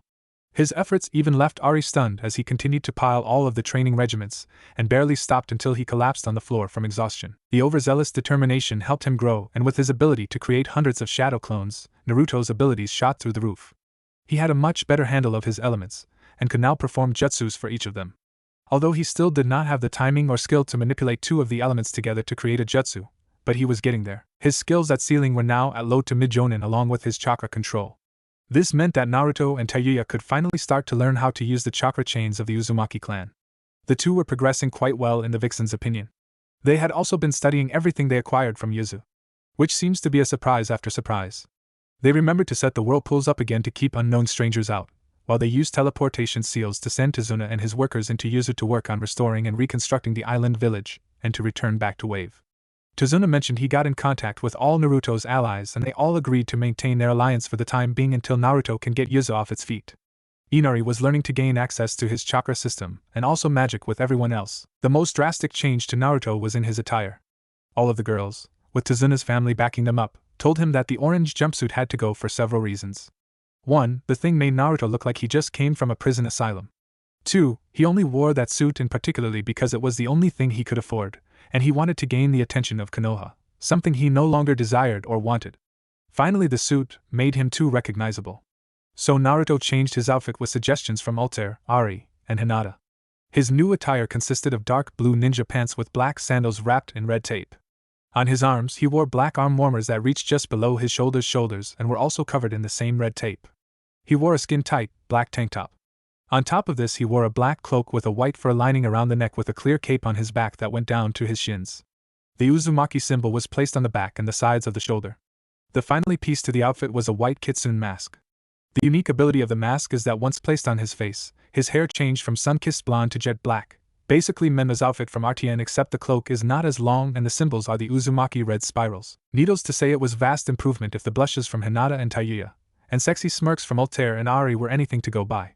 The last noticeable things to occur in the month was Naruto taking Hinata and Tayuya on a date. Hinata's date included a nice dinner before taking walk alongside the beach before sitting down to have a drink and toast to a bright future.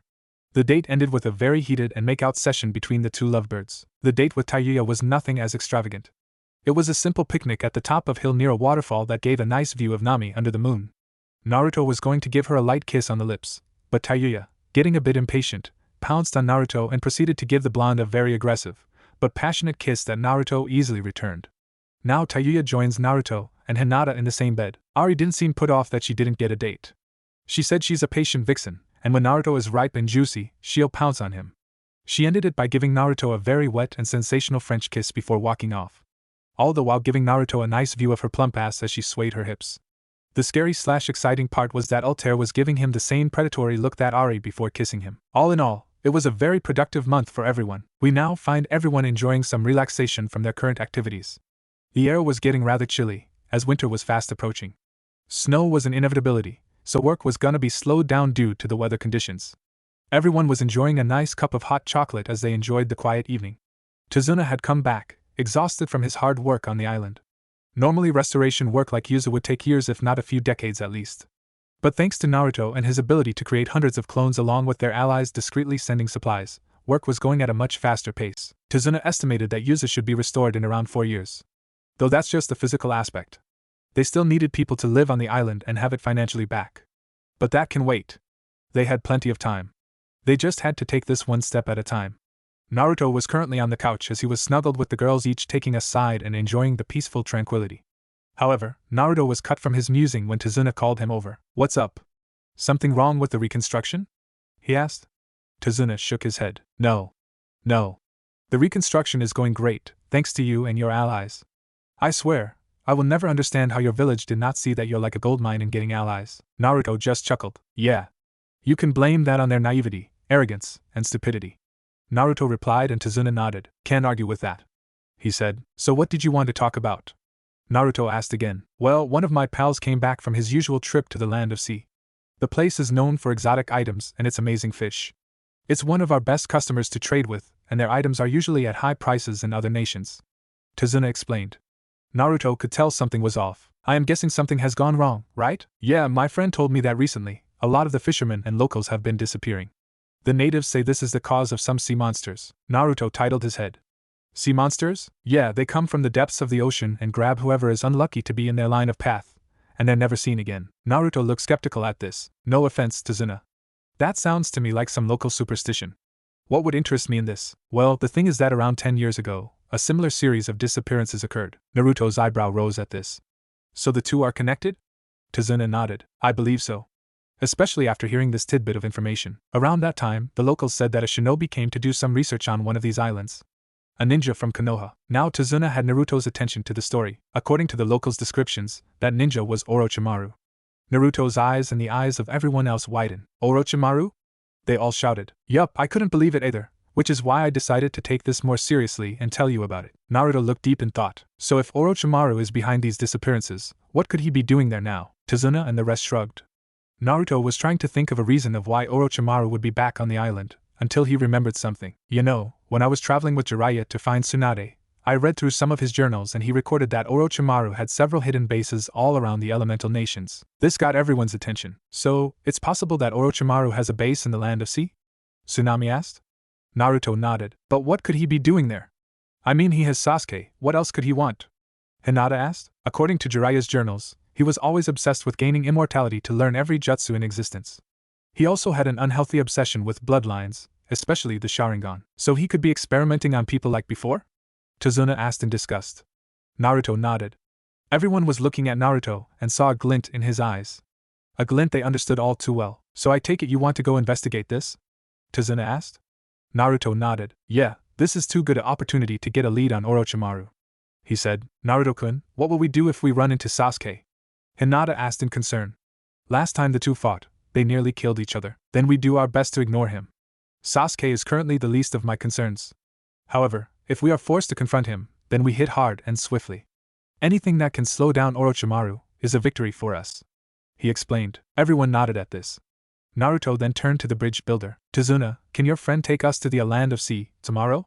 he asked. "Yeah, just leave it to me, and you'll have a boat early in the morning." Everyone nodded before they all went to bed. The following morning, Naruto and his team were getting ready to embark on their journey.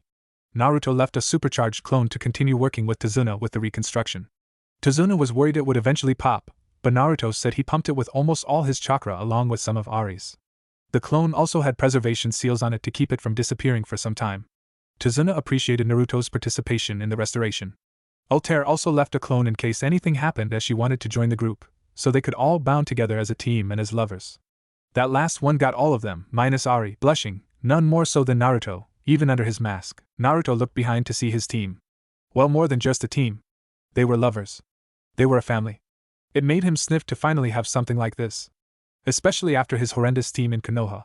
He turned to see Ari give him a gentle smile. He almost forgot that Ari was an empath, especially for negative emotions. He gave a nod of appreciation before getting on the boat. They bid their farewells to Tazuna's family as they began their journey to the Land of Sea. The trip itself was meant to take around a few days, a week at best.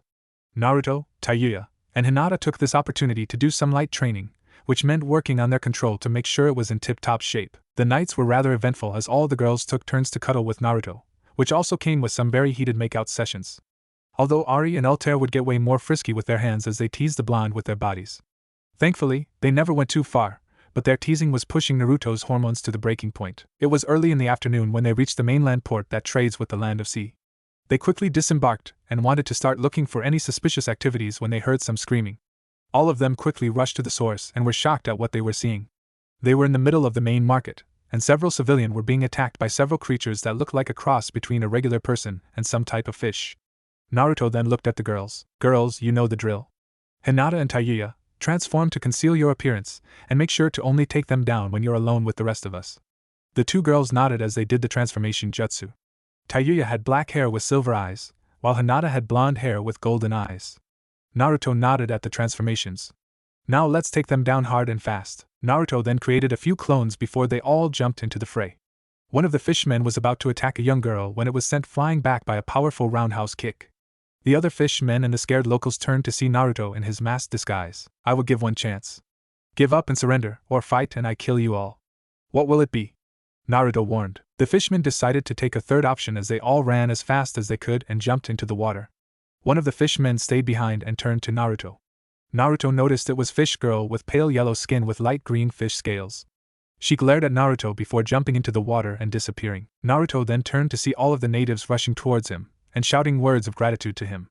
The girls watched in amusement as Naruto was bombarded by the people giving their gratitude. Suddenly a middle-aged man approached the masked blonde. "Thank you for saving my people, young man." Naruto waved him off. "It's no problem, it was the least I could do. Although I did not expect those things so soon when I arrived here. By the way, young man, I must ask. Are you or any of your companions shinobi?" "Yes, myself and my companions are all freelance shinobi." This seemed to lift the spirits of some of the locals. "Then please follow us, we could really use your help." They all began moving into the port's meeting hall. "So mister, my name is Hitode." Naruto nodded. "Can you explain what's been going on here?" "It all started a few months ago, when many of our local fishermen began disappearing left and right. When we tried to search for them, we were attacked by those creatures." The group saw how many of the locals bowed their heads as they shook in their place in silent rage. It continued like this until they began attacking in broad daylight, and even attacking some of ships that enter and leave our ports. This has gotten very bad, because on of our trading ships that is constantly attacked by those things. Naruto could only look in pity. If things continued the way they are now, then this land will crumble. "Look, I understand the distress you are feeling right now, and we are willing to help you settle this," Naruto said as everyone else nodded. One of the men scoffed. "How do we know we can rely on any of you? None of you look like much. Hell, you're wearing a damn mask." "I wear this mask to hide my identity from strangers. I won't trust my identity to people I just met, regardless of who they are. Plus we are the only help you have, and if we leave now, how long will it be before you'll actually get help from one of the ninja villages? If they even send help at all." Hitode and many others began to go on their hands and knees. "Please, we will reward you handsomely if you help us." But Naruto waved him off. He didn't need money, but this gave him an idea. "We will discuss rewards after we have helped you," Naruto said. "Can I ask for your name?" Hitode asked. "My name is Menma. Menma Yuzuka's. These are my allies, you are Ari, Rina, and Kagura." Naruto introduced them. "Please someone take them to one of our hotel rooms." The group then went to settle in and work out their next move. Sometime later that night, Naruto was walking alone as he was enjoying the nice breeze with the salty air of the sea. Naruto heard something ahead and saw several kids throwing stones at a young girl on the ground. The sight filled Naruto with a large amount of rage as released potent amount of Ki as he shouted at them, "Hey you shitty brats! Cut that shit out!" The children all went running in fear. Naruto sighed as he turned to see the girl looking at him with weary eyes. Naruto reached out to help her up, but the girl just slapped it away before slowly standing up and walking away. Her eyes. They looked like mine once upon a time, he thought before turning around and going back to his hotel room. As Naruto was walking back to the hotel, he felt a pulse. He turned his head to the side of a building. He narrowed his eyes. I know I felt something, he thought before shrugging it off and disappearing in a shushin. Suddenly 2 figures appeared on the building Naruto was looking at. Phew, that was close. One of the goons said. We'll need to be careful with that one and his allies, said the other. Unknown location. It's an honor to see you again, Orochimaru-sama, said a man in white lab coat. It has been too long, Amachi, the snake Sannin said. Amachi then noticed a young boy next to the bandaged Sannin. This must be the young Uchiha you have taken under your wing, Amachi said before he was bombarded by a very potent Ki from Sasuke. I would refrain from talking to me. Trash like you should not talk so easily to your betters, he said in an arrogant tone. Now Sasuke-kun, don't let Amachi words anger you. Why don't you go and take some fresh air? Sasuke calmed down before scoffing and walking away. You must forgive Sasuke. He has a rather nasty temper, Orochimaru said in an amused tone. I'm surprised that you haven't taken his body yet, Amachi said in confusion. He knew how obsessed the Sannin was with the Uchiha's body. So now that he had it, what was he waiting for? Orochimaru simply chuckled in amusement. All in good time. I have waited for some time, a few more years won't bother me, he said. But I thought your body only lasted for 3 years, Amachi asked in confusion. Indeed, but I have made several improvements, and now this body will last for nearly twice as long. What wonderful news! I must tell you that I have also made improvements thanks to your gene splicing research you provided for my Kaima project. I must also thank you for the specimen you have brought me. Especially that boy. His body is simply fascinating to test. Although his rampages are a real nuisance, yes, Yugo with his episodes can be difficult to handle. It's one of the reasons why I kept the boy locked up. He proved to be such a lovely specimen for my curse mark research, but I have no need for him anymore. Once you finish with your research, you can get rid of him. Amachi nodded. As you wish. Tell me, what about the others you have under capacity? Orochimaru asked in a curious tone. The girls are resilient as always, the boy barely converses, and those clans are getting more mysterious, the more I research them. Orochimaru nodded. I see. Well, I must thank you for the notes on the bloodlines and your own research. I'm sure it can be somewhat useful for me. When you have anything new on those clans, notify me. Amachi bowed in gratitude. Thank you, Orochimaru-sama. Don't disappoint me and take care of those intruders. You have my word. Those fools are dead. The following morning on the main island, everyone decided to split up to ask the locals around the island and see if they can get any leads. It took some time before Naruto found a lead from a woman that has lived on the island for years. She explained how she and her husband left to fish near Demon Island. She had dived into the water and got a hefty catch, but when she returned to the surface, her husband was gone without a trace. This piqued Naruto's interest as he shelved this information for a later time. He then asked if there was a girl around his age with dark blue hair that wore bandages around her face, arm, and leg on the island. The woman explained that description matched a young girl by the name of Isaribi. She along with several other fishermen had disappeared some time ago, but she was the only one to return. Naturally everyone suspected some foul play, but she never said anything and this caused everyone to believe she was involved in the disappearance, and thus began treating her like an outcast. Naruto felt sympathy for the girl, but even he could not ignore how suspicious it was that she was the only one to return. In hindsight, he could understand the islanders' reaction, even if he didn't like it. So Naruto asked if she knew where Isaribi lived, and she gave Naruto a general idea of where she lived. Naruto sent a telepathy message to Ari about his findings, as he went off to find the so-called monster girl. It took Naruto traveling for 30 minutes before reaching the outskirts of the island where Isaribi lives. As he walks on a rugged terrain near the shoreline, he spots a small house in the distance. He quickly sped up and reached the house in just under a minute. When he reached the house, he was greeted to the sight of Isaribi being bullied again, this time by some children that were throwing rocks at her. Naruto growled in rage as his eyes turned into slits as he released a potent amount of Ki that got all of their attention. The children were understandably very frightened, while Isaribi was shocked to see him again. You brats have 10 seconds to get out of my sight. Now, he growled. The children took the hint and ran away. Naruto then looks at Isaribi, who looks on in shock before her face morphs to one of annoyance. He goes up to her and offers her a hand, but she just rudely slaps it away again. Naruto sighed in exasperation. You know, most would say thank you in this situation. I did not need your help. she said cynically. Right, because you were handling the situation so well. Isaribi growled as she got up. What do you want?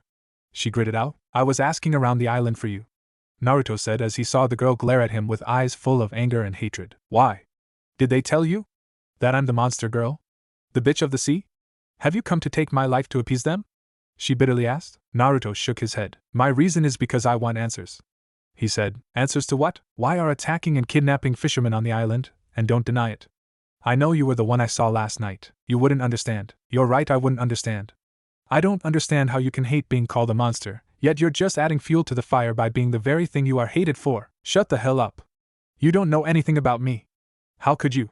You don't know what suffering is like? Isaribi was suddenly bombarded by a very powerful Ki coming directly from Naruto. I tread carefully with your next words. They could be your last. Naruto warned darkly. Isaribi gulped in fear. I will give you this one warning. Either stop or I will stop you and your accomplices. Even if it means I have to kill you all to stop this. Isaribi stared at him in shock as he turned and disappeared in a black shunshin. Naruto reunites with his girlfriends before explaining his encounter with Isaribi. They understood his frustration, but told him that he should have kept his temper in check. Naruto nodded, which is why he left a clone to keep watch of her. They all decided to wait for Isaribi to wait patiently. Isaribi was secretly walking to some far-off location on the island. Unbeknownst to her, the Naruto clone was keeping watch of her. The clone followed her until it sees Isaribi go through a cave near the shoreline. The clone dispels to alert the real Naruto. The team teleport to the entrance of the same cave, and quickly go through it to find an opening. They come out to a shoreline with an exit to the ocean. They see at the top of the water was Isaribi, and another man. He was tall and muscular with round dark sunglasses covering his eyes. For some reason Naruto and Hinata felt like they should know this person, but shook their heads. Looks like you were followed, said the man. Sorry, she muttered. We need to head back to base, he said. The two quickly jumped into the water and disappeared from sight. Hinata quickly activated her Byakugan to follow the two. I can see them. They heading out into the sea, she said. Great. How the hell do we find them now? Taiya growled in annoyance. I know where they are headed, Naruto said as everyone looked at him. He turned to them. They are going to Demon Island, and that's where we are going to settle this. Demon Island, hidden base. Slap. Isaribi was on the ground, cradling her swollen cheek. You stupid bitch, you had one job, and you blew it. Now we'll have to deal with these uninvited guests. Amachi growled. I should get rid of you, or just leave you as entertainment for my men. Isaribi looked up with wide, fearful eyes as she began to shake. However, you did bring me valuable info on the trading ships leaving tomorrow, so I guess I will let you off the hook for now. Isaribi nodded in gratitude. Thank you. Now then, if you do a good job in killing these intruders, I might consider changing you back. Isaribi's eyes widened in hope at the prospect at being cured. I will take care of them, that's a promise, Isaribi said as she stood up and walked away. When she was far from hearing distance, they all began to laugh hysterically. You're one sadistic bastard, Amachi. You know that, right? Amachi simply scoffed. I just know the best way to manipulate people to do what I want. Well, I should get in position for our little surprise, said one of the men. You do that, while I do some last-minute work, the scientist replied. Naruto and his team finally reached the island after persuading someone to lend them a boat. Hinata, do you see anything? He asked. Hinata surveyed the surroundings until she saw something that caught her attention. There's a cave entrance a few miles ahead, she said. The group trekked to the cave entrance and wandered in for a few minutes until they reached a fork with several different pathways. Great, now what? Taiya growled in annoyance. Hinata, any way of telling us which is the right one? Ari asked. Hinata shook her head. Gomen, all of these pathways are cloaked with chakra, so I can't tell which is the right way. So we have to split up? Altair asked, and Naruto nodded. We don't have a choice, he said. Naruto then creates several clones to take several of the other paths. Naruto goes on the path straight ahead. Hinata and Taiya take one other path, while Ari and Altair take the last path available to them. Clone Group 1 continued to trek the path they took. So far nothing has happened, which has put the clones on edge on how confident the enemy is that they'll win. Or they were dumb enough to not set up the security. The clones really hoped for the latter. The clone team eventually reached a door at the end of the pathway. The group quickly splits and surround the door at different angles. One of the clones activated the Sharingan to peer into the room for any chakra signatures. Surprisingly, there was no one in the room. The only thing the clone could see was a single chakra signature. One of the clones finally decided to barge in. Nothing happened. Naruto was beginning to wonder why they were underestimating them so much. Oh well, this gives his team an advantage. He looks around to see several machines and computer panels around the room with several wires on the floor and ceiling connecting to the tube in the middle of the room. The Naruto clones looked around the room and found several piles of papers left behind. The clones gave a quick survey at the notes, written down. Blood and gene splicing, bloodline fusions, artificial breeding and bloodline implants, Kaima project. This has Orochimaru written all over it. These notes have some other people mentioned who assisted in his experiments. Any idea who they are? The names here are Amachi and Hiriko. One of those two, or even Orochimaru, is performing the experiments here. Anything on the tube here? Something about the Hozuki clan of Kiri. What? Give me that and dispel, demanded one of the clones. Soon one of the clones disappeared and the information transferred to the other clones and the original ability to turn their bodies into water using a secret technique exclusive to them. It looks like whoever is in charge here was trying to fuse this ability with his Kaima project, and from what we have read and seen, it's to turn people into some type of fish monster. That explains the demons and where the missing people went, said another clone said. Ho, this is an interesting development. Another voice said. Naruto and the clones turned to the tube to see a person with violet eyes staring at him. The person gave the clones a faint smile. What's up? Another group of clones was slowly descending a flight of stairs in their route. They soon reached the end of the corridor to an opening. They all used their chakra to stick to the walls as they slowly trekked to the walls. They looked into the corridor to see several rows of bars going on for a bit with several men around each of the bars. This must be where they are holding their captives. Let's see if we can hear anything of interest, one of the clones said quietly. The clones then uses their chakra to enhance their hearing. I can't believe we have to guard these fools. Just be quiet and deal with. Not like we have anything better to do. I can think of several ways to pass the time, one of the guards said. Naruto could hear a lot of whimpering and shuffling in the room.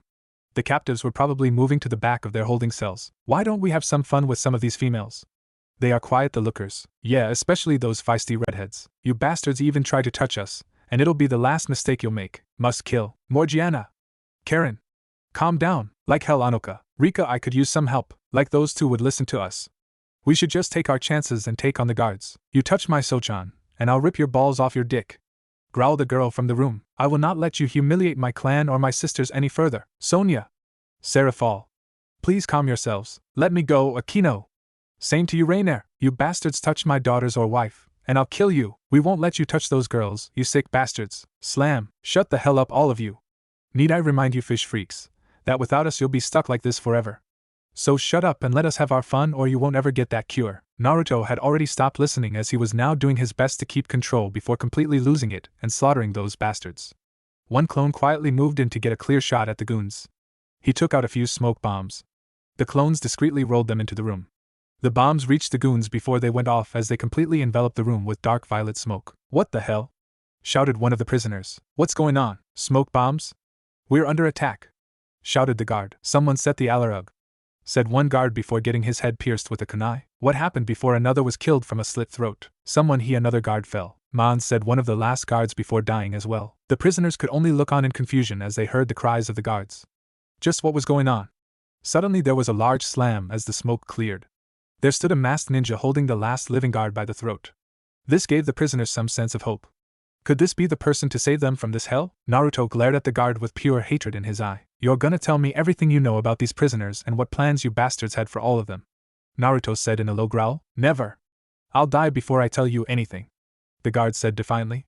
Naruto merely smirked. I knew you would say that, he said darkly. Under the mask, his eyes turned into the Sharingan. The Sharingan, while immature, can still perform very potent genjutsus. Sharingan, Naruto quietly muttered. The guard's eyes became dilated as the genjutsu put him under Naruto's complete control. Now tell me about these prisoners, Naruto demanded again. The ones behind you are mostly those we captured from the village on the main island. Amachi-sama wanted to use them in his experimentation in his Kaima project to create an army of mere people. Naruto nodded. Is there a cure for this Kaima project? No, Amachi never had any intention of curing anyone. He made the lie up to always keep everyone under his leash. They'll be stuck like that forever. This caused several of the prisoners to roar in outrage. What the hell? He promised us. He played us for fools. How can we face our families like these? We'll be freaks forever. What about the rest of us? Yeah, what was gonna happen to us? Next question, who are in the bars behind you? Naruto asked. They were members of clans that Amachi was interested in researching. Naruto tilted his head. What clans? He asked. The first two clans were known as Theory and Leviathan clans, said the hypnotized guard as members of the two clans growled at the guard in hatred. What did he want from the two clans?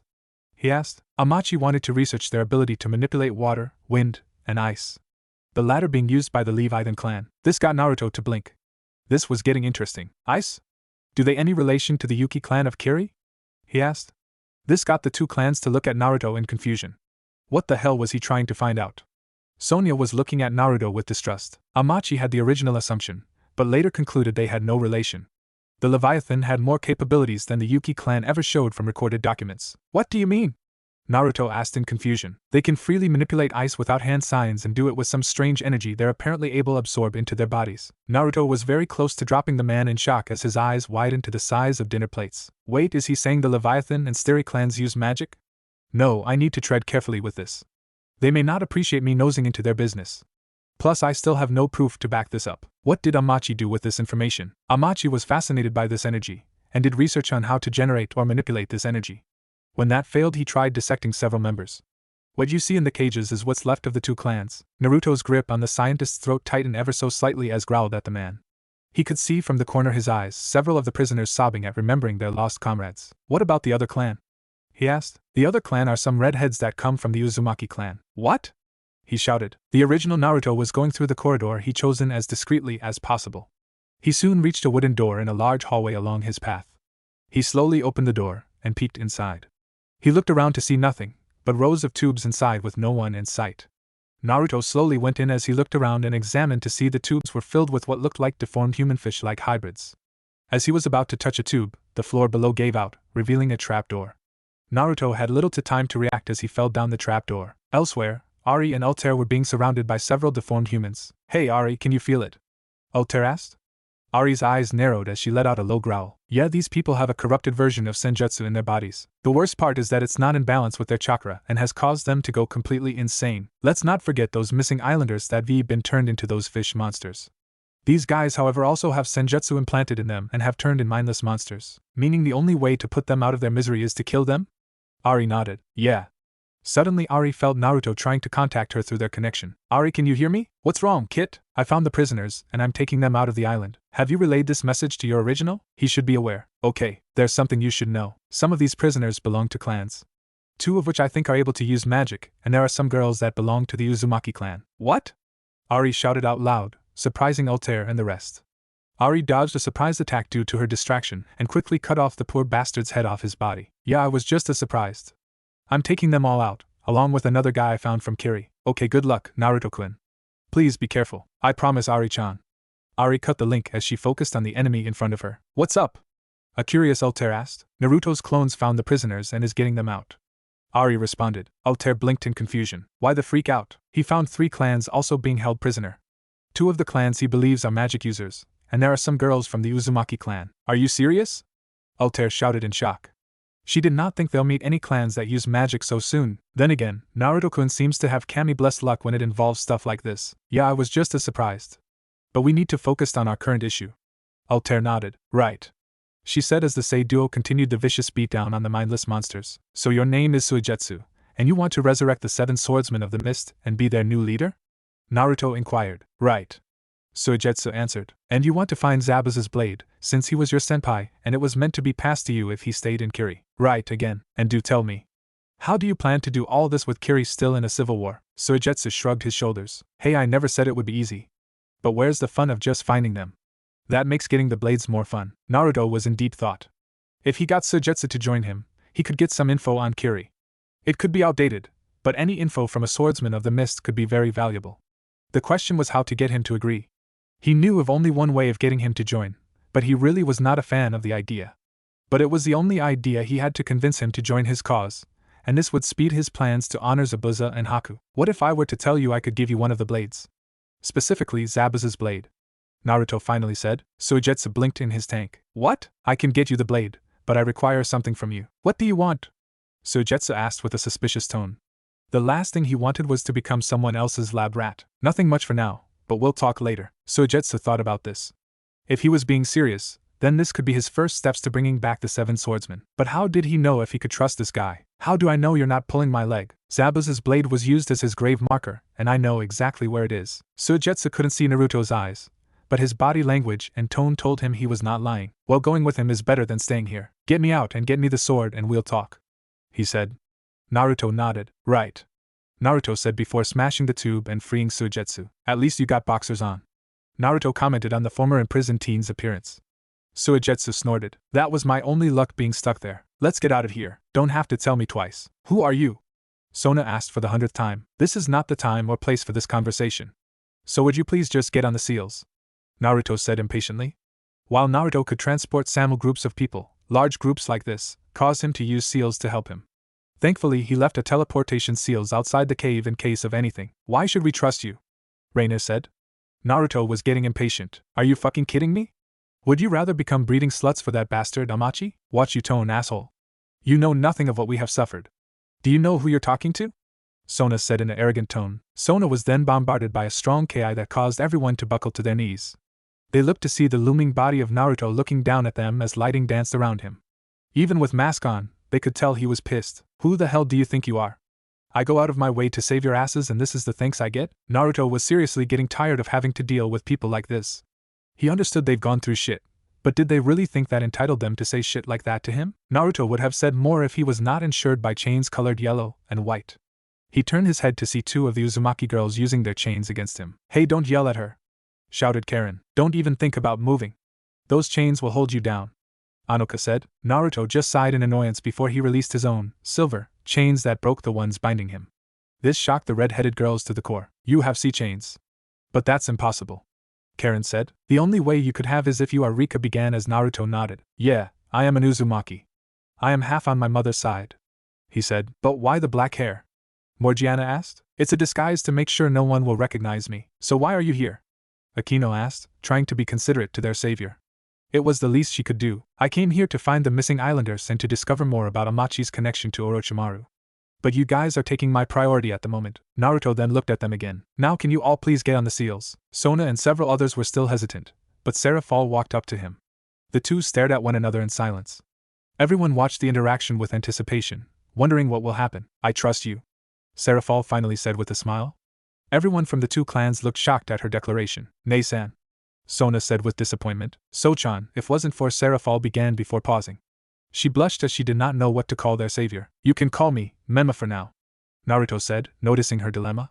Serafal nodded in appreciation. If it weren't for Mema-kun, we would all still be in those cages. This is our only chance out of here. So let's take it, she said. I agree with the girl.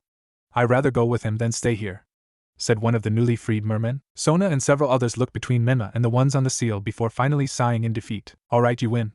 Sona relented. Serafal smiled in appreciation. Naruto nodded. Everyone now on the seals. Let's go. That was the clone's last words as everyone was teleported out of the underground laboratory. I can't believe for such an obvious trap. The girls are never gonna let me live this down. Naruto stood up as two men fell down across from him. It was the one of the goons from earlier, and they were probably the ones tailing him yesterday. Looks like we have a catch. Too bad it's only one, but I guess we could share beating him to a pulp. Naruto glared as he flared his power, causing the two to falter a bit. If you are so sure, come at me. It will be the last thing you'll do, he warned darkly. The two shivered before regaining their confidence. You got quite the arrogance there. Reminds me of the Uchiha, Naruto growled, arms stretched to grab hold of him, but Naruto jumped back. The other came behind and grabbed his arm. Naruto felt a small bit of his chakra being absorbed before he kicked him away. Now I remember these two. They were Kabuto's teammates in the Chunin exams. What were their names? Yora and Misumi, I think? Yora kept trying to grab him to siphon his chakra. However, he was soon captured by the legs by Misumi, who gave a cocky grin. Yoroi then grabbed Naruto on his head and began to siphon off his chakra, but Naruto barely felt anything. What the hell? How much chakra do you have?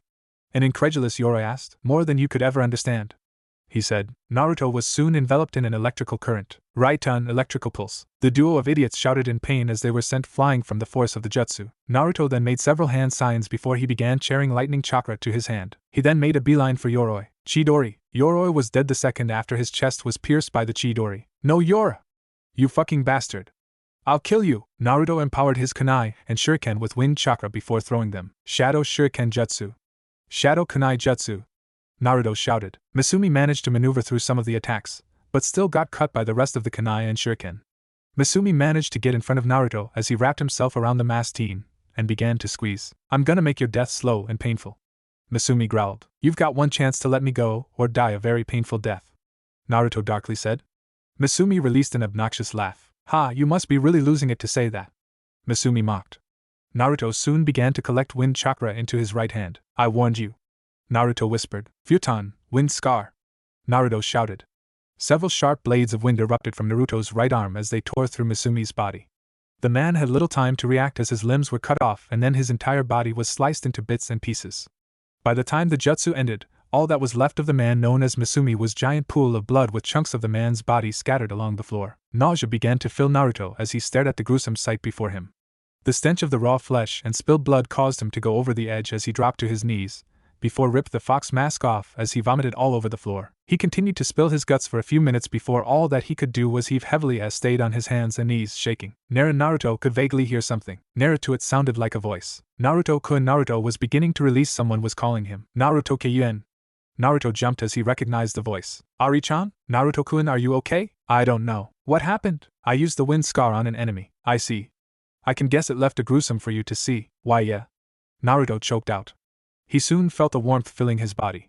It was Ari's chakra. Ari thankfully leaves a portion of her chakra inside of Naruto in case of any emergency, and she can manipulate it when necessary for Naruto. Naruto-kun, I know how traumatizing it can be. But you need to focus. Finish this mission, and then you can let yourself go. But please bury this for now. Naruto stayed quiet for a few seconds. He did not expect that much damage from his attack, even at low power. He was just planning to cut his limbs, not rip him to pieces. But was the alternative any better? What was he gonna do? Leave him on the floor without his limbs, or put him out of his misery? Regardless of what he did, the results would remain the same. I understand, Ari-chan. Okay, see you soon, Naruto-kun. Naruto then cut his connection with his partner. He needed to get up and save everyone else. Naruto sighed as he slowly stood up as he put his mask back on. He flinched as he looked down to see his right arm shaking. He frowned under his mask. He still did not have enough control over the wind scar, which caused unnecessary damage to his arm.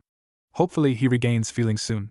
Naruto then began to take out several explosive notes from his storage seals. There was some work to do. Tayuya and Hinata finally reached the end of their corridor. Finally, I was getting tired of all this walking.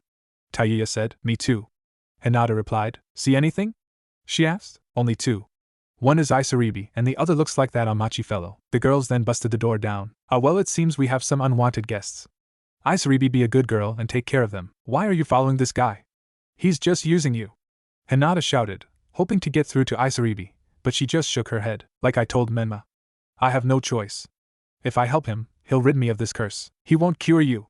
He hasn't made a cure. He's just using you. Tayuya shouted, frustrated at this girl's stubbornness. She could give Naruto a run for his money. No, you're wrong, he promised. She insisted. Suddenly Ari and Altair came from the door. About time. Tayuya said in an annoyed tone. Sorry we got preoccupied. Altair teased. Oh, more guests. This should be Amachi began before. Boom! An explosion rocked the cave as the nearby wall collapsed and out from the dust came Naruto. Menma? Sorry I'm late. Had to take care of some annoying pests. Ah. So you're Menma? I was expecting someone more intimidating. Amachi mocked. I could say the same to you. Naruto retorted. Give up, you're surrounded. Hinata warned. Amachi had the nerve to laugh. And why would I do that? I am close to my next scientific breakthrough. I can't stop now. Well then you and your research can go up in smoke. Kai! Naruto shouted. Explosions could be heard everywhere as the cave soon began to crumble around them. However, Amachi seemed undeterred at this development. Oh, good job. But it will take more than blowing this island to slow my research down. Looks like it's time to relocate. Come Isaribi. The two began to walk away. The team tried to stop them, but the ceiling above them soon collapsed, blocking them from following the duo. Let's go, we can catch up later. Ari said. The group nodded as they teleported out of the cave. Come on, we need to stop them, before they stop the next trading ship. And this time Amachi will die. Naruto growled. Hinata and Tayuya seemed concerned at Naruto's tone, while Ari used her mental link to soothe her vessel as much as possible. The team reunited with the freed prisoners. Naruto told them to head to the main island to reunite with their families and warn them about Amachi. Many protested as they wanted to fight, but Naruto said they have been through enough and to let them handle this.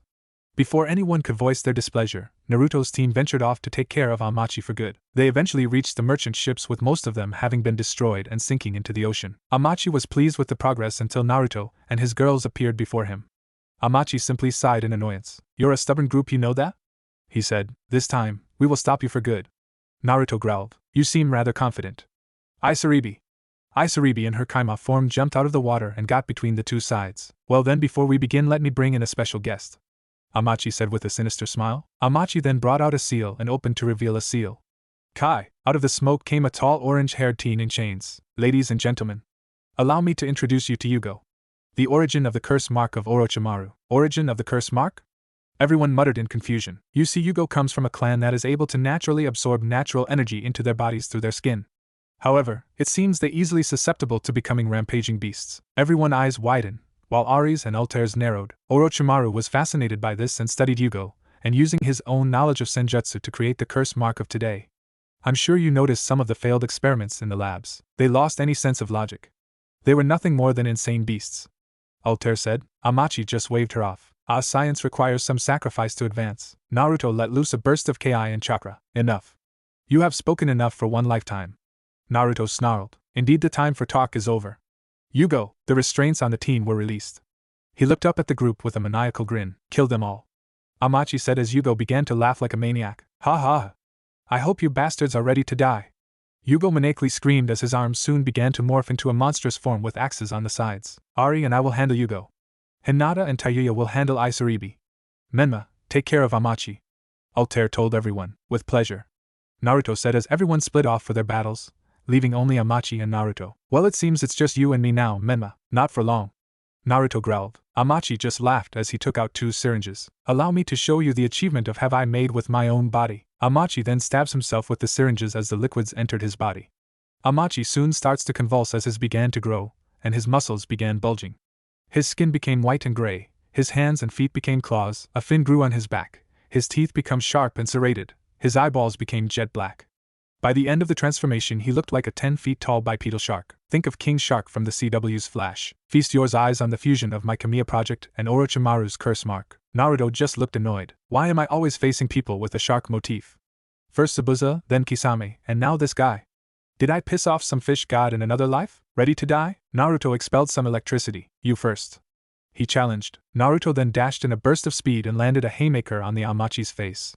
But to his shock, Amachi barely registered the hit. I thought you would have more to offer, he said in a disappointed tone before reeling his fist back. This how you punch? Naruto barely managed to dodge as the shark's fist slammed into the floor of the ship and destroyed a good portion of the ground around them. Enhanced super strength. Reminds me of Tsunade. Suddenly he disappeared again and reappeared in front of Naruto. Naruto's eyes widened at the speed before he was hit the gut by the enlarged fist and was sent flying into the ocean. Naruto-kun! Hinata shouted in concern. It's over, he can't win. Isaribi said. She got 2 heavy glares and growls from Hinata and Tayuya. Quiet you! I'm not the one tied down by chains at the moment, the hot-headed redhead shouted. She then turned to see Hinata looking on in concern before placing an arm on her shoulder. Relax, Naruto can handle this, she reassured her. But he's all alone. He has us, and we'll help him when he needs it. But he handled that giant piece of sushi. Ari and Altair already finished their fight and haven't done anything, because they know Naruto can handle this. Hinata nodded, but still looked on in concern. Naruto-kun is struggling, Altair said. Relax, I know my kid can handle this, Ari said. Meanwhile, Naruto had still not risen from the ocean. Come on, boy.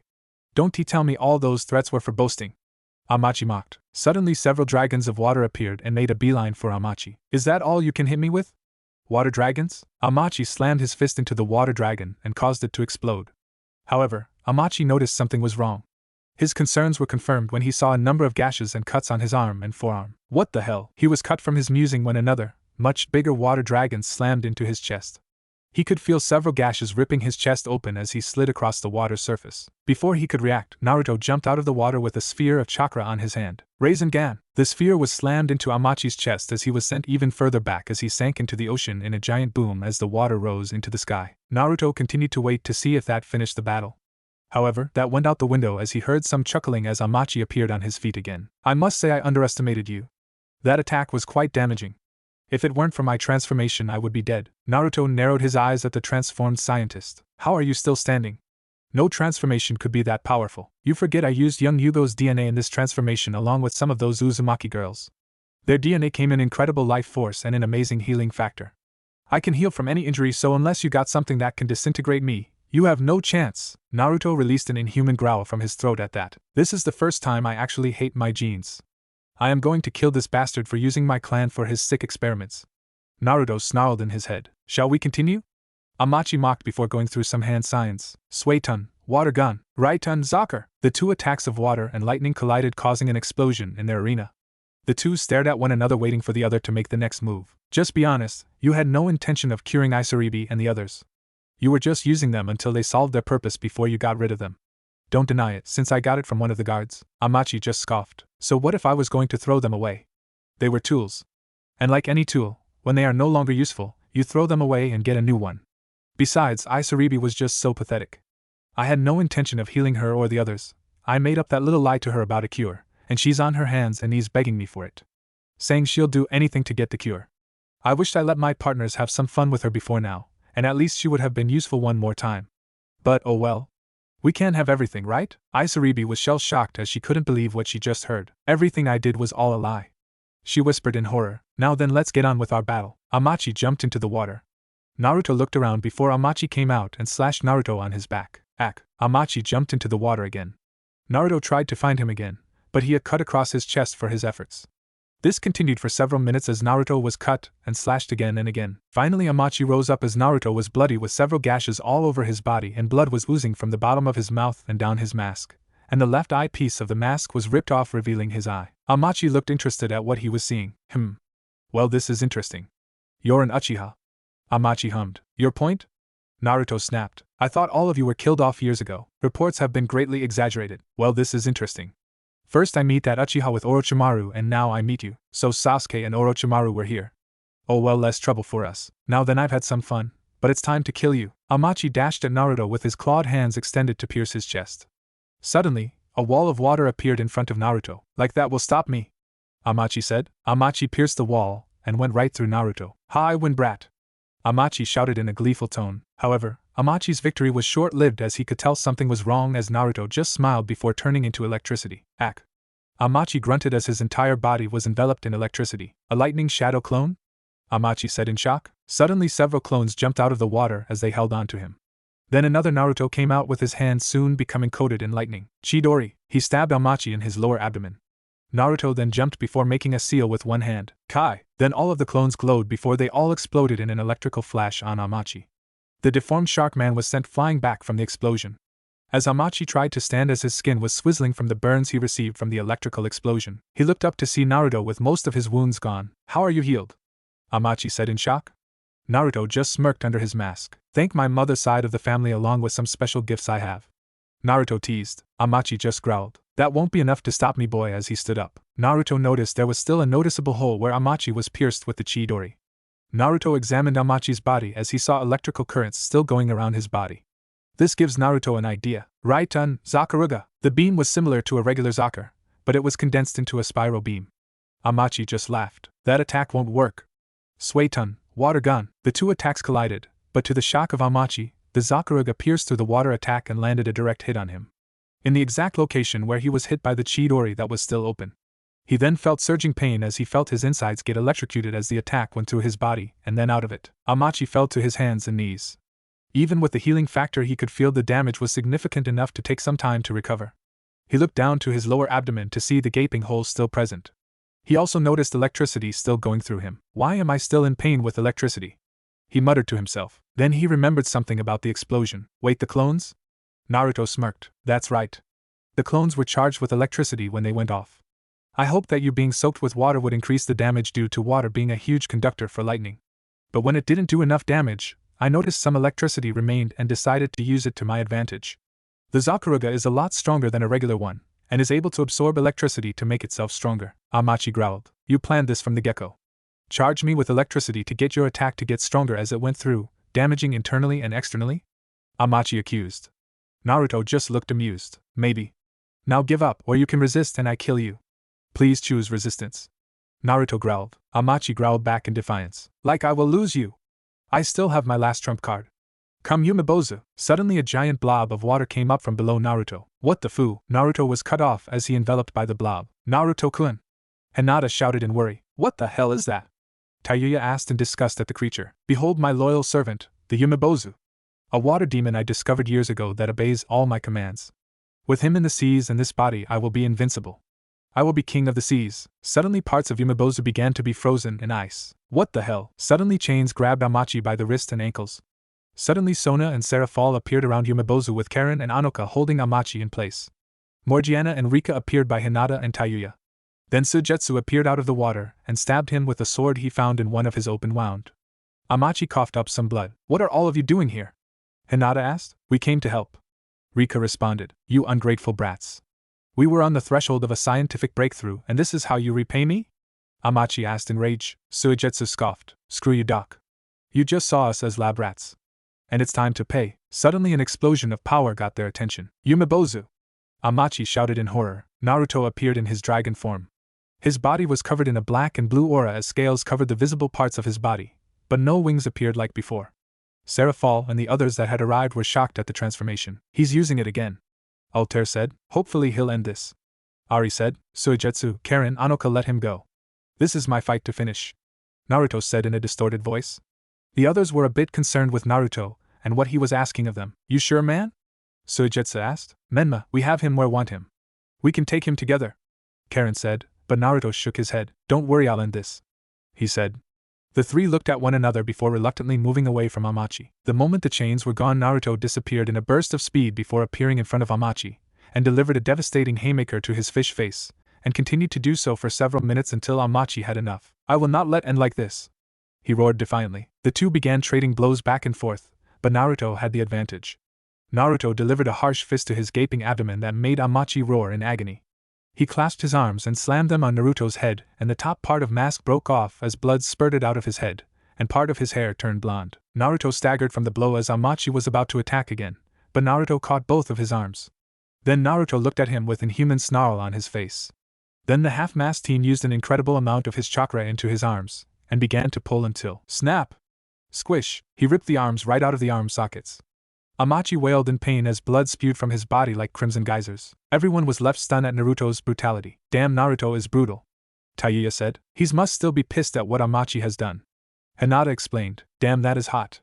Ari purred. Yeah, it is, Altair said. Naruto then coated his left arm in wind chakra. Futon, wind scar. Amachi's chest was ripped open even more. Blood oozed out like a waterfall, and several organ and pieces of muscles and tissues were falling out. Naruto decided to end this for good as he began to concentrate. His chakra swirled into his right arm. He was forming a Rasengan, but was pouring more chakra than normal. Soon a Rasengan the size of a basketball was in his hand. That's a big Rasengan, Taiya muttered in awe. This is the end. Odama Rasengan. The attack slammed into Amachi and there was a flash before the mad scientist's body was ripped to pieces and violent explosion of blood, guts, and gore. Naruto was breathing heavily from the large amount of chakra he wasted, and the damage taken in the fight. Darkness soon began to settle in as his senses were shutting down. The last thing he could hear as he was losing consciousness were the shouts of people calling his name. Still got a lot to learn, Hikari, Yami, Naruto said. What do you want? Naruto wearily asked. Just to say congratulations. Those were some amazing kills, Yami complimented. Ruthless, painful, and sadistic. I knew you had it in you. I did what was necessary, Naruto retorted. Keep telling yourself that. You know deep down you hated them. You wanted to kill them. You enjoyed killing them. You loved it. Just like you wished you could do the same to all those bastards in Konoha. Yami then gave Naruto a demonic smile. I know you all too well, Hikari, he said. Are we done? Naruto asked in exasperation. Yami just sighed at Hikari's stubbornness. If you want it to end, you could fight me. No, at least not yet. You can't wait forever. Maybe, but today is not that day. Whatever you say, Hikari. Naruto's world became black again. Naruto woke up to find himself on a small mattress. He looked to see all the girls around talking with one another. Hey everyone, he said softly as all the girls turned to see him awake. Naruto grunted in pain as they all jumped on top of him to glomp him in a hug. Naruto-kun, Hinata said in joy before smacking Naruto on the chest. Don't scare us like that again. Naruto nodded. What happened while I was out? Everyone is celebrating and rejoicing at the return of the missing villagers. Everyone even apologized to Isaribi for blaming her, although she keeping her distance and staying with the others. Naruto looked at Altair. Did you confirm? Altair nodded. Yeah. You were right, they used magic. Naruto began rising out of the bed despite the protest of the girls until he was leaning on the wall to stand. Let's go talk to them, he said. The girls were going to deny this, but knew how stubborn he can be, and decided to help him stand as they went to find everyone in the living room talking. Suigetsu was the first to notice them. Looks who's up. Nice to see you up, boss man, Suigetsu said with a smirk. Naruto smirked back. Likewise, Suigetsu. Well, who are you really? Seraphal asked. Naruto sat down on one of the available couches. My real name is Naruto Uzumaki Namikaze. Everyone's eyes widened in shock. Wait, you're related to the Yondaime Hokage? An incredulous Sona asked. Naruto nodded. He's my father. That got everyone's jaw to drop onto the floor. Damn. Suigetsu summed up. Wait, what are you doing here? Why aren't you in Konoha? Akino asked in confusion. They were surprised to see the faces of their saviors darken in rage. Well, it went something like this. Naruto began before explaining how he was banished for the mission to bring back their renegade teammate, and for being a Jinchuriki. Everyone was left shocked and disgusted by Konoha's actions. The Uzumaki girls were especially pissed off by how their brethren was treated. Damn, that's some bullshit, Suigetsu said. Naruto nodded. Indeed. Which comes to my proposal. This got the clan's attention. Which is? Serafal asked. Join me and become part of my village. The new Uzuhiogakure, he said. The Uzumaki girls were shocked to hear that he wanted to bring back their ancestral home. Your clans would be adopted into the clan and can become part of Yuzu as their royal pillars along with any other clan we can convince to join us. And Suigetsu here can create his swordsman group in Kiri or in Yuzu if he wishes once he gets all the swords. Everyone was in deep thought. This could be a new beginning for all of them, especially for some of the villagers that were still transformed. They were being offered to become part of something new. Something great. I'm in. You seem to be a gaggle of fun. Suigetsu said. I will join as well. I would like a fresh start. Isaribi said as several other mere people nodded. You have our support automatically with you bringing back Yuzu. Anoka said as the other Uzumaki girls nodded. Leviathan? Citri? Naruto asked as he looked at the remaining two groups. Serafal then walked up to Naruto before stretching her hand out. She smiled. We will join you as well, she said. Naruto smiled in return as she shook her hand. It seems the first clans to join have arrived and more to arrive soon. Naruto sighed as he laid on the grass as he gazed up at the morning sky. Now I see why Shikamaru enjoyed doing this so much. It had been around a few months since the new additions were made to his family, and everything was going well, all things considered. Most of the new arrivals adapted rather quickly to their new environment. The mutated mere people were welcomed with open arms by the Land of Waves. Since they couldn't reverse the transformations completely, Naruto suggested should make the most out of them. They easily became the best fishermen for the country, and could easily travel to Yuzu in minutes. Some of the ladies were easily taken to many of them. Isaribi was also adjusting to the new life. However, she didn't want to be just a simple civilian. She wanted to use her abilities to help her new friends. This led to her decision of asking everyone if she could be trained to be a shinobi. The other accepted her and Suigetsu along with open arms in the training. Now Suigetsu was a bit odd case to deal. The first thing he did when arriving at Wave was asking Naruto where Zabuza's grave was. Naruto knew he had to uphold his end of the agreement, and took him to the grave site. It was highly amusing to see Suigetsu's gobsmacked face when he laid eyes on the sword. I guess he still believed Naruto would backstab him, which in hindsight, Naruto could hardly fault him for not believing him. The biggest surprise for Naruto was that Suigetsu did not immediately run and take the sword from the grave. Instead, he walked over and slowly took the blade before chanting a few words. Before sheathing the sword and walking back with Naruto. It was the final chant. A way of passing the torch from one swordsman to another. Then there was Yugo. Oh boy, Yugo was a hassle, but not through any fault of his own. Due to his clan's unique biology, he would go out into regular episodes of rage. Thankfully Ari and Altair developed a seal to suppress this bloodline until they helped Yugo control those abilities without fear of going into a blind rage. Although they did give him the ability to switch the seals off when he is in combat. Naruto and his fellow Uzumaki sisters that had the chain ability learned to use them to restrain Yugo until he calmed down from his psychotic episodes of rage. Naruto had to smile when he thought about his fellow Uzumaki sisters. Karen was originally from Yuzugakure and actually participated in the Chunin exams at the same Naruto and Hinata were. When asked why she didn't proceed, she explained that her team got killed in the Forest of Death and she would have joined them if Sasuke hadn't saved her. This started a small infatuation with the boy, but that died after hearing what he did to her family. She then explained how a few months after that her village was attacked and she was kidnapped. She later found out that the one that orchestrated the kidnapping was Orochimaru, and then she was sent off to that lab with Amachi. Lisbeth had a similar backstory, except she lived with her mother in hot water country. Although she never knew her father, her mother explained that he was not an Uzumaki, thus the pinkish hair, and where her skills with weapon forging and blacksmith came from. One day her home was invaded and that was the last she saw of her mother. Anoka explained she was an orphan and did not know much of her parents. They did leave her with some journals that explained her heritage and the legacy she has to uphold. She was working with some scientists to create the ultimate summoning beast, but the beast went berserk and destroyed the entire lab. The last thing she saw before blacking out was debris collapsing on her. When she awoke she was caged by that bastard Amachi. Then came the Leviathan and Citri clans. Those two had the most difficult time adjusting to everything. Not because they weren't welcomed. The people of Nami welcomed all the newcomers with open arms. The problem was that many were still not very open to everyone due to the time they spent imprisoned. The most guarded were mostly the Citri clan, especially Sona as she still had trouble trusting Naruto. Although thankfully her sister was more than willing to be the intermediate to bring peaceful discussions. Naruto was very much considered making her head of foreign affairs since she seemed to thrive in the environment. Serafal giggled and said she'll do anything for her savior. That was another thing Naruto noticed. The Leviathan clan were gigantic perverts/flirts.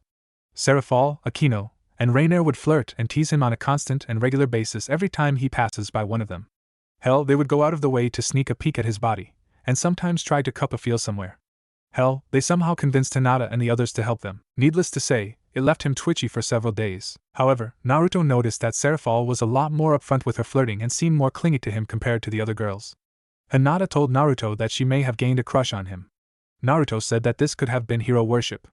Hinata retorted that there was a spark of genuine affection for him, but Naruto wasn't sure what to do, because he didn't want to risk both of them getting hurt. Hinata suggested that he could get to know her, and where this affection goes, maybe she'll even become another harem sister, which caused both of them to blush red. The Leave Island clan consisted of Serafall, Akino, Rainier, Baraquil, Shuri, Donasek, Mittite, and Calawarner, while the Citri clan consisted of Sona, Momo, Tsubaki, Roswise, Saji. Naruto was confused by how Serafall and Sona were sisters, but part of different clans. Serafall explained they were half-sisters, having the same mother, but different fathers. However, that meant little to them as they acted like sisters, although Serafall tended to be rather clingy when it comes to Sona, much to the latter's embarrassment. They were a colorful group of people and Naruto could say he got along with everyone in both clans. Naruto sighed as he thought about the two biggest events that occurred these past few months. The first one was going to the village hidden under the stars and revealing a conspiracy being committed by the Hashikage. Apparently, the village was founded based on a meteorite the locals called a star, landed close to 100 years ago. It was through this meteorite that the village was built around. Later the shinobi of the village discovered that the meteorite emitted chakra-enhancing radiation and learned to harness it. It was the Shodame Hashikage that devised a training method that allowed his shinobi to absorb this radiation and gain supernatural levels of chakra. However, with this great power comes great risk. The Sandame Hashikage discovered that the chakra of the meteorite took too much of a toll on the user's body. Such overuse would cause the body to become corrupted and decay, which eventually would lead to the user's death. The Sandame would ban the practice of the training, but he would later be assassinated by a power-hungry idiot by the name of Akahoshi. Akahoshi wanted the village to be recognized as one of the great villages along with the other 5 and reinstated the star training. The guy was a power-hungry creep, and Naruto had no complaints in kicking his ass and ending the star training for good, which involved Naruto blooming the thing up to Kingdom Come. It was rather satisfying. In the end, several shinobi were saved from being corrupted by the star training, a tyrant was taken down, and Yuzu got a new ally supporting them. Next was going to the Land of Spring to meet up with Princess Kyuki. It was an interesting experience, to say the least. It was a fun reuniting with Kyuki and catching up with everything that's happened these past few months. Kyuki said that her country had been expanding its technology to encompass the entire country and not just near the capital. One showcase was expanding the railroad system so it passed through nearly every city within the country. This would decrease travel time of transporting goods between towns and increase their efficiency for trading. Kyuki and her top engineers were even thinking of allowing the trains to be used for domestic travels by the people, but there were some kinks to still work out on that project. The same can be said with the blimps that Spring had in inventory. Naruto was honestly by how far the Land of Spring took their advancements. He still remembered how sore his legs felt from trying to outrun that damn train. So using them for transportation was an ingenious idea. Kyuki asked what is Naruto's plan regarding Konoha. Naruto explained that he'll leave Konoha alone for now. He did not have the resources yet to deal with that village yet. Once Yuzu has risen to power, that's when we'll deal with them directly. Koike asked Naruto what will happen if Konoha tries to get him back. Soon or later, they may want to get their Jinchuriki back, something that disgusted Koike to no end. Naruto says he has a plan to keep Konoha off his trail for some time. After much talks, Naruto and the girls decided to relax for the time they had. Naruto was enjoying some time in the hot springs. That was until Ari and a few of the girls came out and joined. This got very bad for our blonde hero. Flashback. This feels nice. Naruto mused as he allowed himself to sink into the water. Naruto sighed in content. With how hectic things have, Naruto has not had a lot of time to rest and relax like this. I could get used to this, he said out loud. I agree, Naruto-kun. A smooth voice said. Naruto quickly turned and his face turned tomato red at what he was seeing. Standing a few feet from him were Ari, Hinata, and Serafall. All of them without clothes with only a towel covering their modesty. What are you doing here? Naruto asked in a panicked tone. Ari merely gave a small grin of amusement. This is a co-ed bath, Naruto-kun. We thought you could use the company. That isn't a problem, right Naruto-kun? Hinata asked with a small blush. You wouldn't send us away, right? Naruto gulped as he saw the 3 girls give him those big puppy eyes with quivering lips. He knew that resistance was futile at that moment. No, of course not. You can come in and enjoy the bath as well, Naruto said in a nervous tone. Yay! The 3 girls cheered as they got into the water. Naruto stiffens as Ari gets right behind him. He could feel the warmth that was coming out of her body. I'm not bothering you, right, Naruto-kun? She asked. Naruto gulped. No, you could never bother me, Ari. He replied, but not daring to look back. However, if he did, he would have seen the gleam in Ari's eyes as she gains a small, seductive smirk on her lips. I am so glad. It means we can enjoy each other's company, she purred. Naruto shivered as he felt her blow behind his ear. You like that? Naruto gulped as he nodded. Ari then got closer to his ear. Good. I hope you enjoy this, she whispered. Naruto slightly jumped as he felt her hands get rather close to his thighs. Ari? He asked in a nervous tone.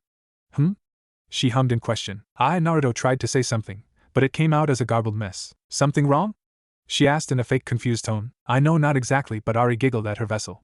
Don't worry, I'll make sure you enjoy this. Naruto could feel her hands close to his delicate areas as he could feel himself heat up like an inferno. Naruto then felt two pairs of arms grab him. He turns to see Hinata and Seraphol looking at him with big puppy eyes with quivering pouts. Naruto-kun, we're here too, Hinata said. It's rude not to pay attention to us, Seraphol said. Don't worry, Naruto could make some clones to entertain everyone, Ari suggested. Naruto felt his entire body go red, with Hinata getting cherry red with Seraphol getting a slight nosebleed. Really, Naruto? Would you mind? Seraphol asked in an excited tone. Can I get one as well? Hinata asked with a twinkle of excitement in her eyes. Naruto was getting dizzy from the girls' antics as he heard another voice interrupt them. Is this an exclusive party or could anyone join? Everyone turned and Naruto felt his heart pick up the pace again. There stood Kyuki with her hair in a bun with only a towel covering her body. Nonsense, of course, you can join. The more the merrier, right, Hinata? Ari asked as she looked at the lavender-eyed girl. Hinata squeaked before nodding her head. That's right, I don't mind, Seraphol said. Kyuki smiled at the girls before looking at Naruto. Naruto? As sure of CC course. Naruto stuttered out. Kyuki then got as she took a position in front of Naruto, as she enjoyed the warm sensation from the waters. All Naruto could just stare at how prime her body was. No ounce of fat was on her, but she had a slim, but firm frame. Being an actress must help her keep in shape. Kyuki saw Naruto staring and smiled. So Naruto? She asked as Naruto did his best to look at her face and not her body. About you taking multiple wives, Korki started as Naruto felt his heartbeat go up a few notches. Yes? He said nervously as Korki gave him a sly smile. I was wondering if I could join as well. Huh? He shouted. All the girls giggled in amusement. Is it shocking? You are seen as a hero in this country, not to mention it's thanks to you that my eyes were open. Plus I will need to conceive a child eventually. Who better to help me than the hero of these lands? Kyuki then got very close to Naruto, with Naruto getting a near-perfect view of her cleavage that was squished on his chest. So Naruto, will you help me produce an heir? That was the stimulation Naruto could take as he promptly fainted as all the girls giggled in amusement again. All in all, he had a rather productive meeting in Spring Country. End of flashback. Naruto blushed at the memory before he shook his head as he sat up to calm himself down. He then took out something from his pockets. It was a familiar dark blue handle from his mission to the land of tea. The Raiji no Ken. Apparently, the locals from the country found it, and decided to give it to Naruto as he was the one to defeat Aoi. Unfortunately, the thing was damaged, so it could not be used properly yet. So Naruto's new goal was to learn about the seals used to create this weapon to understand how it works and maybe get it to function again. Unfortunately, that was easier said than done. He had no idea how the Nidaime ever created this weapon, as there weren't many mentions of the weapon in the academy, or in Konoha's historical records. Plus, any mentions of its creation and design would probably be in the Senju compound in Konoha. But Naruto believes he can find a solution with the scrolls and notes from his parents and clan. Naruto! Someone called to him. Naruto turned to see Karen came rushing towards with a slightly panicked look. Karen, what wrong? Come quick! Suigetsu is being unreasonable, and you're the only one he'll listen to. Naruto sighed as he got up and the two rushed back to Tazuna's house. Naruto finds Suigetsu arguing with Anoka and Lisbeth while everyone else is trying to calm them down. I said I'm going and that's final, Suigetsu said. You idiot, you need to hear if Naruto will approve of this, Anoka said in an aggravated tone. Exactly. So you would stop thinking with your damn sword and use your brain for once, Lisbeth said as Suigetsu glared at her. Stay out of this, Berry-chan, he retorted as Lisbeth growled at him. Why you? Enough! Naruto shouted as he got tired of the back and forth. Now what the hell is this about? It all started about an hour ago when we found 3 men drifting near the shores. We immediately took them to receive medical attention. Thankfully, none of their injuries were life-threatening. Naruto nodded. I see. Go on. Well, we find out that they are from the Katabami gold mines in the land of rivers. The Katabami mines are one of the greatest mines in the land of river, and one of the richest sources of gold in all the elemental nations. However, about 6 months ago, some hooligans called the Kurasuki family appeared. They came under the disguise of providing protection before taking over the entirety of the mines. Anyone that was against them was buried alive or outright killed. Well, that's disturbing on numerous levels. But I am still not following why you're interested in this Suigetsu? Naruto asked as he turned to the white-haired swordsman. It's because of the guy leading this family. They said his name is Raiga, one of the 7 swordsmen of the mist. Suigetsu said as Naruto nodded. So that's what this is about. But how are you so sure it's the same Raiga? It's because they explained the weapons that Raiga used. Twin slim, straight double-edged blades with upper curved blades near the tip on both blades and another pair near the base of the blades.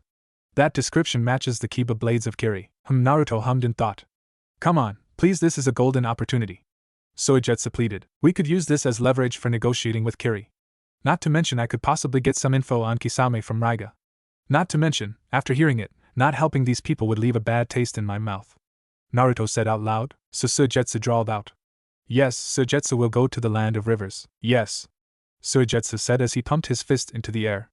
Everyone else merely rolled their eyes at his antics. However, you're not going without a team. I'm going since you're vulnerable to electricity.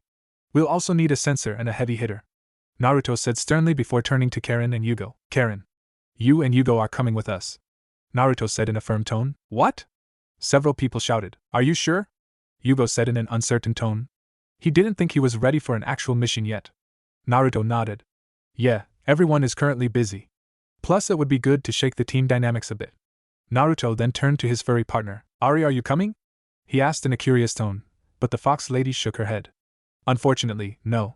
I want to see how far you can go without my help. Nothing personal, Naruto-kun. But I want to see what you're capable of. Naruto nodded. Alright. Naruto then turned to his teammates for this mission. Get ready for a long trip, guys. Road to the land of rivers. It was a few days later that the three men were healthy enough to escort them back to their country. The trip was going to take a few days, but Rokusuke was adamant of getting back home as soon as possible to save someone by the name of Kenpachi who was buried alive when they left. Unfortunately, the man was probably dead at this point without any food or water. As they managed to get near a cliff connect to the mines, they decided to stop at a local curry shop. Welcome travelers, how may I help you? The old cook asked. We were hoping if we could stay for the night. We will pay you handsomely. Naruto said politely. Are you shinobi? She asked as Naruto nodded. Yes, we are on a mission currently. I see. Well, you are welcome to stay. Please sit down. I'll make some of my special curry of life. Karasher, get a pot of curry ready. She shouted to the kitchen of the restaurant. Hi, Grandma. Shouted a voice back from the kitchen. Naruto nodded in appreciation. Thank you. The group sat down to wait for their meals before planning out how they would infiltrate the mines. So what's the plan? Suigetsu quietly asked. According to the three men, we'll just a jog from the mines. So we'll stay the night, and then head early in the morning, hopefully. We'll get some reconnaissance done, and from there plan out how we can take them out. Agreed. His team said in unison. Here you go, everyone. The old lady said as she and her grandson handled out the food. The food served was a black-colored curry that was boiling. Everyone looked rather nervous, even the stoic Jugo was sweating a bit. What exactly is this? Naruto nervously asked. I feel like I am going to die from this. Suigetsu said, which could actually be literal due to the biology of his body. Or maybe something worse than death, Yugo muttered. It CC can't be that bad, alright? Karen said in a hopeful tone. Although she was not being very convincing with her voice shaking. Well, here goes nothing, Naruto said as he took a spoonful and swallowed with the rest doing the same. In an instant, all their faces went atomic red as their eyes popped out of their sockets. Gah! Everyone shouted as they felt their bodies were literally on fire. Good Kami, that is hot. Naruto shouted. Who the hell could stomach this? Karen shrieked. Suigetsu looked like a boiling puddle of water, while Jugo looked like he fainted from the curry. Well, this was created. I met two shinobi that were training here for days. One of them collapsed near my doorstep and I tried everything to wake him up, but nothing worked. That was until my grandson Karasher, and I managed to create a curry that no one could sleep on. Thus the curry of life was born. Karasher explained as he came out of the kitchen. Who were these Konoha shinobi? Naruto asked in a curious tone, although he had a sneaking suspicion of who Karasher was talking about. Karasher smiled. Rock Lee and Meito Guy. Naruto's sweat dropped at this. Yep. It would be those two that could stomach this. Geez, those two definitely have stomachs made of steel. Suigetsu groaned as he finally regained some semblance of consciousness. Everyone nodded as Jugo awoke from his heat-induced coma. Agreed, he muttered. Everyone. Rokusuke is gone. One of the civilians shouted as his burst into Naruto's room. What? Karen and Suigetsu shouted in annoyance and shock. He's probably gone into the town by now, explained the other civilian as Naruto growled in annoyance. That idiot, let's go. He shouted as everyone ran out of the curry shop and headed straight to the mines. Graveyard near the mines. Hold on, Kenpachi. I'll get you out. Rokusuke muttered as continued to dig to reach the coffin that held his friend. Is that so? A voice suddenly said from behind him. Rokusuke jumped as he turned to see a cloaked man a few feet from him. He finally regained his bearings as there were several men around him. Ah! He shouted as he tried to back up, only to realize as he looked around that he was completely surrounded. Looks like we're gonna have another funeral. said the lead cloaked man. Rya, so that's the mine, huh? Naruto said as he looked down to several of the townspeople have to move several bags or carts of stones that contained the material for the gold. I can't wait to get my hands on Rya, an eager Suigetsu said. Naruto tapped his shoulder to keep him from jumping down and start slashing away like a maniac. Patience. Karen, what do you sense? I can sense 6 chakra signatures. One is Rokusuk. The largest of the 6 has to be Rya. Wait. I sense another signature with Rya. It's a child? Karen began, before asking out loud in confusion. Huh. Never thought Rya will have a kid. Suigetsu said in a stunned tone. Where is the child exactly? Naruto asked. It looks like he's on Rya's back, but the vision is blurry. Maybe a genjutsu, from Rya or the child? Jugo asked, but Karen shook her head. I can't tell. Naruto mused to himself. What's the plan, Naruto-kun? Karen asked. For now, let's observe the activities. There are plenty of followers that we may not be seeing. So let's move. There are 4 signatures close to the mines. A childish voice said from under the hood of the cloaked Rya. Are they strong? He asked. Very. The child confirmed. I'll enjoy burying them. Rya mused to himself as he moved into another location to greet his guests. Move it, old man, shouted one of the cloaked men as one of the elderly workers fell to the ground. This is terrible, Jugo said with a frown on his face. Naruto, we've got to do something, Karen said as she wanted to jump in and save the wounded man. Naruto stayed silent as he watched the man get chastised by the cloaked man. Naruto? Karen shouted again. Naruto turned to look at her. I know, but we can't risk blowing our cover so easily. That would defeat the purpose of what we're doing, Naruto said in slight frustration before looking back down and growling as the cloaked man was kicking the old man. However, I dislike seeing an old man beating like that, so let's go, Naruto shouted as the 4 dashed down to the area below. Naruto quickly knocked the first goon out as it alerted the other 4. What the hell? Said another goon. Who the hell are you? Suddenly the remaining goons were quickly dispatched by Karen, Suigetsu, and Yugo. Good Kami! The injured old man shouted in shock at what he just saw. Karen then approached the old man. Sir, are you? Karen started as she stretched her arm out to help the old man before the man slapped her hand away. What have you done? Listen, you need to beat me so that I won't get punished. Wait, sir, Karen said before the man began punching himself in the face. Forget it. I'll just beat myself up. The old man was about to bash his face in with a stone if Naruto had not grabbed his outstretched arm before he landed the blow. Hold it.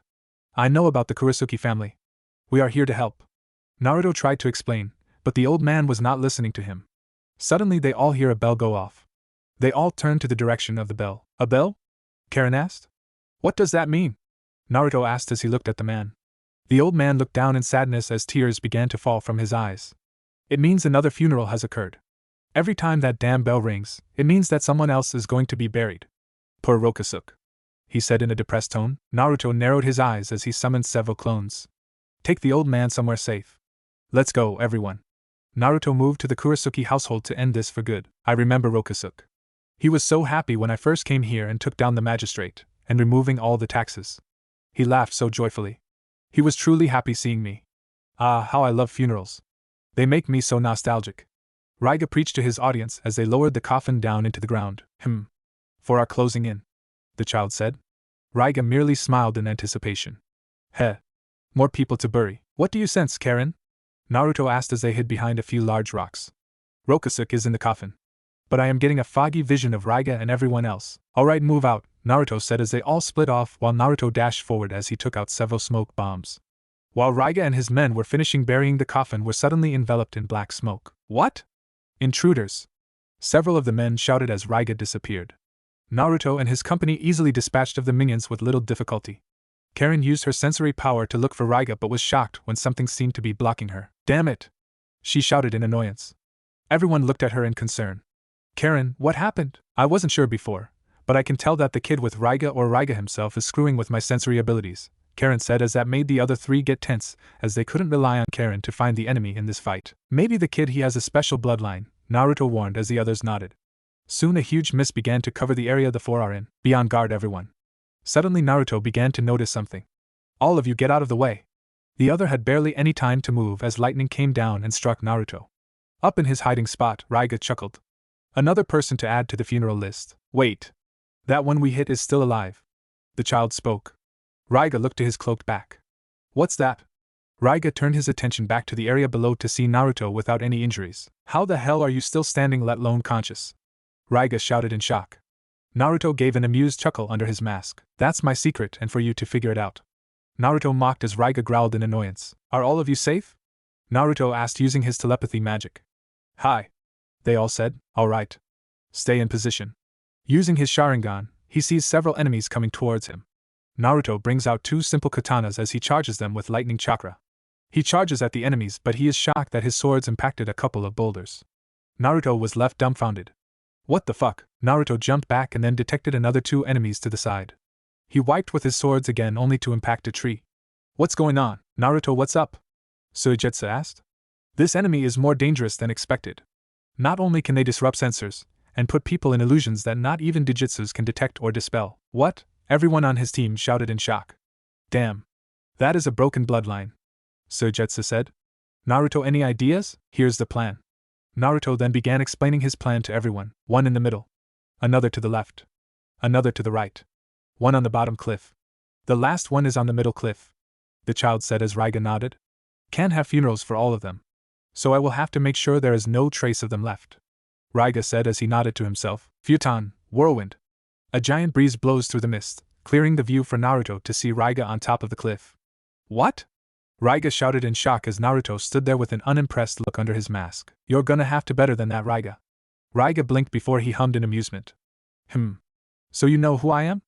Well, this will make things all the more enjoyable once I bury you. Raiga dashed downward in a burst of speed as his blades were coated in lightning.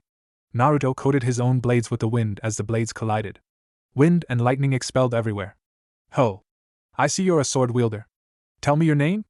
Raiga said with an amused tone. Menma Yuzukes. Naruto grunted as held his position against Raiga, who smiled when he told him his name. Raiga got a giant grin on his face. Oh, that's a good name. I'll remember it when I have your funeral. Raiga said in an excited tone. Is that so? Raiga, former member of the 7 Swordsmen of the Mist.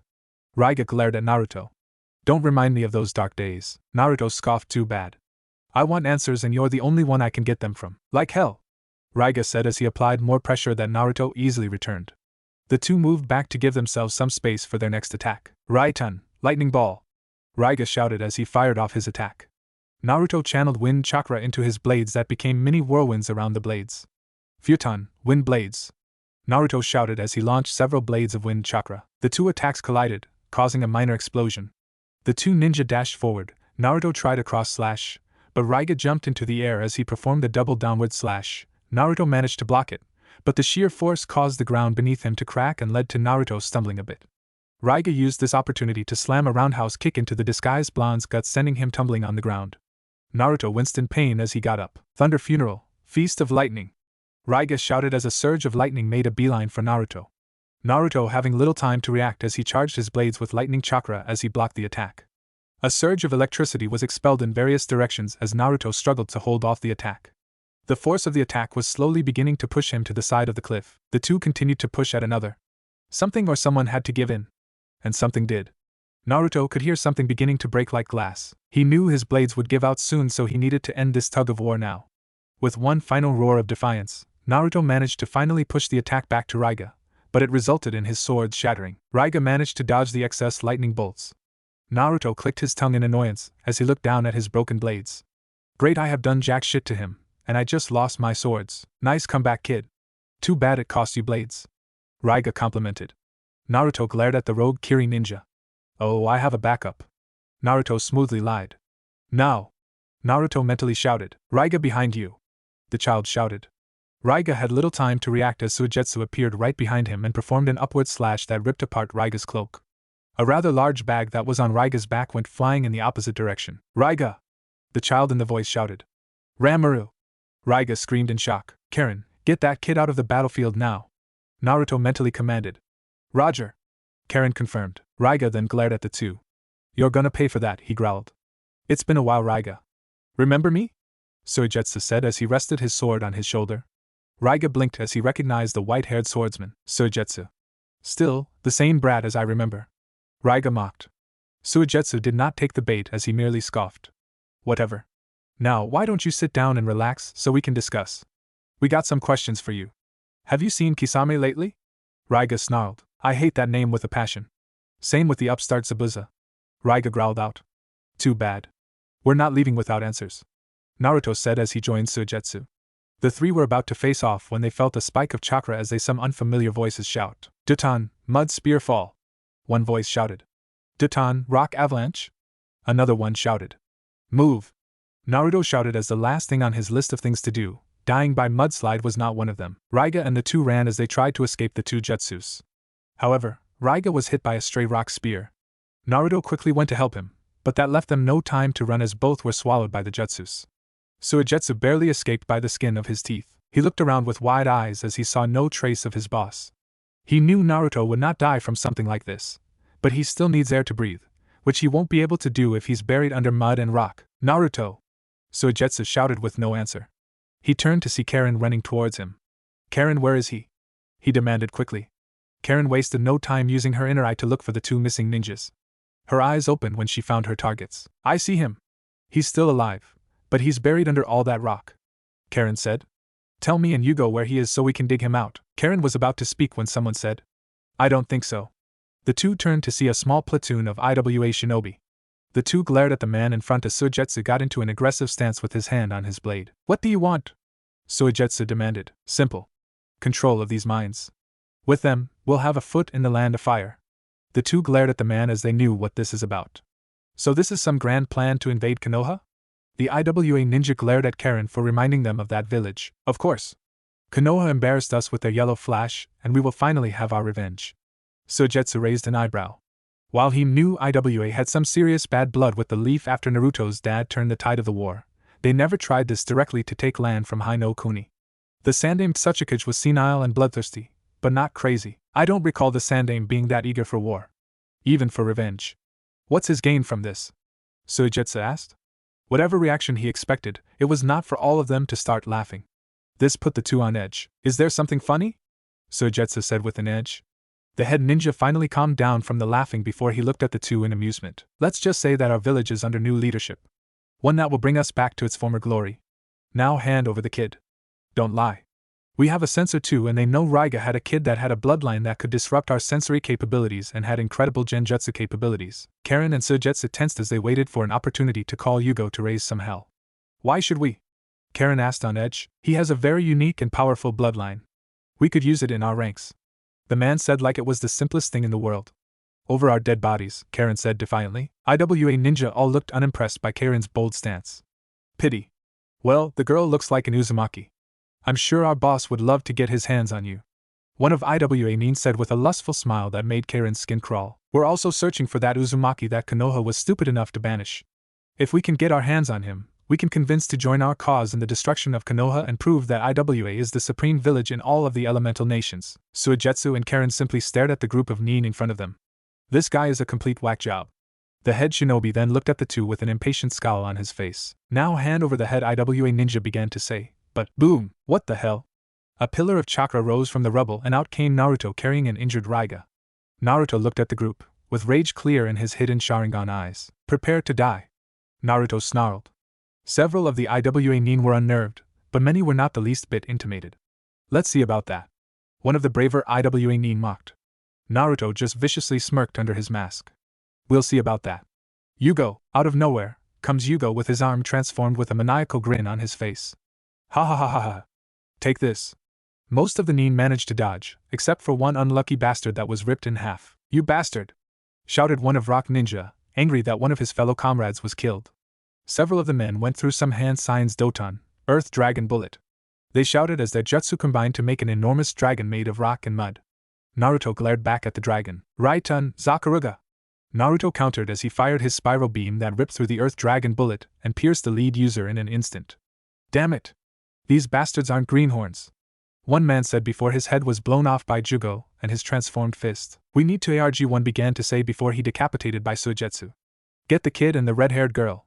Shouted one of the remaining IWA nin. Like hell, you will. Karen shouted as chains erupted from her back and went straight for the enemies. One managed to dodge, but the other was unable to dodge as he was hit with a crystal ball before he was pierced with Karen's chakra chain. Everyone turned to see Altair standing a few feet from everyone. Nice timing, Altair. Naruto cheered as Altair giggled. Thank you? Everyone then turned to the last remaining IWA nin, who was sweating profusely. Shit, I need to get out of here. The man said as he turned only to see Naruto in front of him. Boo! The last thing the IWA Nin saw was a fist slamming into his face and knocking him out. Raiga! Everyone turned to see Ranmaru kneeling near a mortally injured Raiga. Gomen, Ranmaru. This is the end for me. Raiga said weakly as Ranmaru had tears in his eyes. You can't die. Please don't leave me. He pleaded. Raiga rose his hand and patted his head. Don't worry so much. You'll be fine. Raiga then turned to see Naruto approaching him. He coughed up some blood before looking at Naruto. Can I ask you for a favor? He asked weakly. Naruto kneeled closer to Raiga to hear his last request. What is it? Raiga coughed. Can you look after Ranmaru for me? He pleaded as Naruto looked at the crying child before he looked back at Raiga. Naruto nodded. You have my word. Also, to answer your question from before, I have no idea where the bastard Kisame is at. Haven't heard anything about that fish bastard after he left the village. Naruto sighed. A dead end. Oh well, but I want to give you something. Naruto looked up and was shocked as Raiga weakly lifted his blades to Naruto. Take my blades. Naruto continued to look in shock at Raiga while the others were just as stunned. Was he really going to get another set of blades of Kiri this easily? Are you sure? He asked as Raiga nodded. Yeah, I kinda destroyed yours, right? I feel it only appropriate you take it. And I trust you more than this white-haired bastard. Raiga weakly mocked as he looked at Suigetsu. Screw you, asshole. Suigetsu retorted, although it did not have a lot of bite. Naruto slowly took the blades in his hands before looking back at Raiga. I will take them and treat them with honor, Raiga. Naruto promised in a resolute tone. Raiga nodded as he gave one last weak smile. Good. Those were the last words Raiga spoke as he finally passed on. Raiga! Ranmaru cried as he sobbed into the chest of the now deceased swordsman. The rest remained quiet in respect to his passing. After several minutes, Naruto got up and walked over the still unconscious IWA Nin. Altair, I want you to help me manipulate this guy's memory, Naruto said as he glared at the IWA shinobi. Altair curiously tilted her head.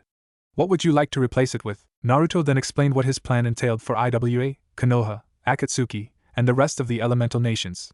After the explanation, Altair had to giggle a bit before she removed his mask and gave Naruto a quick kiss to the lips. A devious plan, my future husband. I approve. Naruto blushed before hiding his face under the mask again. The group would leave a few days later after giving Raiga a proper burial. Ranmaru decided to go with Naruto and company as he had nothing keeping him in the land of rivers.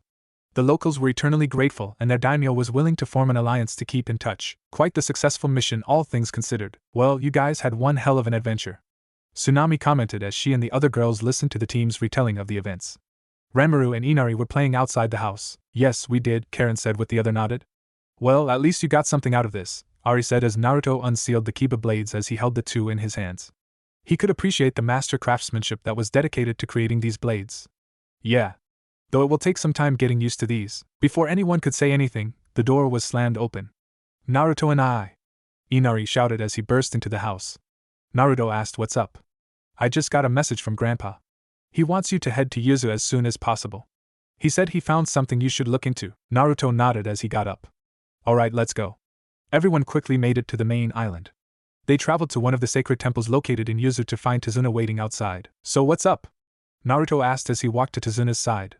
Tazuna grunted, come inside and you can see for yourself. When everyone looked into the shrine as they saw much progress had been accomplished in the restoration of the interiors. However, they quickly noticed something off. There was a stone pedestal mounted onto the wall. The odd thing was the wall itself. It almost looked like a door. Naruto looked at Tazuna. A secret passage? The bridge builder shrugged his shoulders. Yeah. That's what I and everyone else thought. We've tried going forward, but we couldn't get any further. It looks like it needs a blood offering, but even with Anoka and Lisbeth, nothing happened. So I was hoping you had the magic touch. Naruto then walks forward to the pestle. Here goes nothing. He muttered as took out a kunai and sliced his wrist over the stone bowl below. For a few seconds, nothing happened, before a low rumbling could be heard as the pestle and the wall glowed a bright white. Everyone then saw as the wall was split in the middle as it opens inwards, revealing a passage with a flight of stairs going down. Well, this got more interesting, Naruto said. The group went down a flight of stairs. The passage was completely dark, but Ari provided some fire to light the way down. They continued down for a few minutes until they reached another door. Whatever is behind this must have been really important to go through all this trouble, Tazuna said as everyone else nodded. Everyone had to wonder what were the Uzumaki clan trying to hide down here. Naruto offered his blood again as the door opens to a rather large room that looks like some kind of sanctuary. There were 5 pedestals that were arranged in a pentagram, and each one had an item. The first was a broadsword with a blue handle with the curved yellow handguard. The blade had a platinum tint to it. The second looked similar as it was mainly blue and yellow with a silver blade. The third was a shiny gray blade with golden claws for a handguard. The one next to it looked like another broadsword with its primary color being blue and gold. For some reason, Naruto felt drawn to all the blades, but the biggest pull came from the last item. However, this one was not a sword, but a suit of armor. It was probably the most incredible suit of armor he had ever seen. It was pure white in color for the most part. The armor had several spikes coming out of the kneecap armor and the feet. The forearms had one spike coming out of the middle of the forearms. The helmet had a pale tan-colored mask with golden curved horns with 5 white horns coming out of the back of the helmet. Naruto felt a great pull coming from the armor. Like it was calling to him. What is this? Naruto asked in wonder as he continued to stare at the armor. Suigetsu was drooling as he looked at the blades and armor. He had to hold them. He was about to walk up to the blades when he felt 2 pairs of arms pull him back. He looked to see Ari and Naruto holding him. What's up? Suigetsu asked, which caused Naruto to blink in confusion. Why did he stop Suigetsu? It was like he felt compelled to stop Suigetsu from getting closer to the items in front of them. I would advise you, Suigetsu, that you not dare to touch those items, especially that armor, unless you want to be vaporized. Everyone looked at Ari as she is rarely this serious, and the way she looked at the items. She looks as if she's seen them before. Or at least she knew about them. Ari-chan, do you know something about these blades and the armor? Naruto asked. Ari nodded. Yes, I have. I just can't believe it. They all still exist. I thought they were all destroyed when Yuzu fell. Ari, what are they? Naruto asked as Ari sighed before looking at the blades. The blades in order are Excalibur, Caliban, Ascalon, and Durandal. These are the celestial blades of Yuzu. You can say they are the precursor to the blades used in Kiri. What? Everyone shouted. You're saying Yuzu was the inspiration for Kiri to create the blades that are currently used by members of the 7 Swordsmen of the Mist? Ari nodded. That's correct. Suigetsu just continued to stand there as he recovered from the mind-blowing revelation. These blades must be something special then, Tazuna commented as he remembered his close encounter with Zabuza's blade. The blades are very powerful and nearly indestructible. So no ordinary can stand up to them. All were created using special chakra-conducted metal. This means you can channel your chakra into the blades, and it increases their cutting and piercing power. Not to mention, by using the blade, you can naturally manipulate your elemental affinities with ease. It's said only the Yuzukage was found worthy of wielding the blades. With just one blade, you can level an entire army with ease. Control all 4, and you can have an entire village bow to you. Holy shit! Everyone shouted. They never thought they would find something this powerful and hidden under Yuzu. Wait, if all that is true, how come we have never heard of it? Suigetsu asked. If something this power existed, why had none of the other villages mentioned these blades? The Yuzukage would rarely use the blades, Suigetsu. They were only to be used for dire times for the village, such as an invasion or war. Besides, not every Yuzukage could wield the blades. If Garp could wield the blades, I guarantee that Yuzu may still be standing today. Ari, what about the armor? Naruto asked. If the blades were this strong, then the armor was something else. Ari shivered as she looked at the armor, something everyone noticed. She gulped before she began. This is the white armor of Inferno. It was worn by Hariel Uzumaki, the first Yuzukage. The power of this armor surpasses even the 4 blades. Whoever wears the armor could single-handedly take a village down on their own. If that person also had the 4 blades at their disposal along with the blades of the Inferno, then nothing in the elemental nations could challenge you, except for the Bija. Everyone's eyes were very close to popping out of their heads. Good Kami, the Uzumaki were a frightening bunch. Which just makes their defeat all the more surprising. There must have been something else going on during the invasion. Everyone paused as they heard some snaps and cracks from somewhere. They all turned to the source and were understandably terrified. The source of the noise was none other than the Inferno armor. Somehow the armor got out of its pedestal as it began walking towards the group. Everyone was frozen in absolute fear at seeing the armor moving towards them. Ari looked at where it was heading. It was heading towards Naruto. Realizing what the armor wanted, she quickly got behind Naruto and began pushing forward. Ari, what the fuck are you doing? He whispered. Naruto, you're going to have to trust me. The armor wants you. Oh, so I am going to be sacrificial lamb? Ari shook her head. I promise that won't happen. Naruto looked at her for a few seconds before reluctantly looking at the armor as he began to walk forward. Everyone was whispering for him to stop, but he ignores them as walks forward as he and the armor stop as they meet in the center of the room. What do you want? Naruto finally asked. The empty holes of the armor began glowing an eerie white as he heard a voice begin speaking to him. You are the one at long last. I have been waiting for you, my liege. Far-off location in the land of Earth. In a forest miles away from the village hidden in the stones, a young kunoichi can be seen walking through the forest area. She looked rather injured with several cuts and bruises all over her body. The young girl was holding on to something in her hand. She stopped as she looked at the item in her hand. An IWA headband with a red sash. Water began falling on the metal piece of the headband. The girl gasped as she realized she was crying. The kunoichi wiped her eyes as she glared at the headband. She growled as she crushed the headband before dropping it to the ground. She then ripped some portions of their clothing before throwing them into the ground as well. They can't find me if they think I'm dead, she said before she began walking deeper into the forest.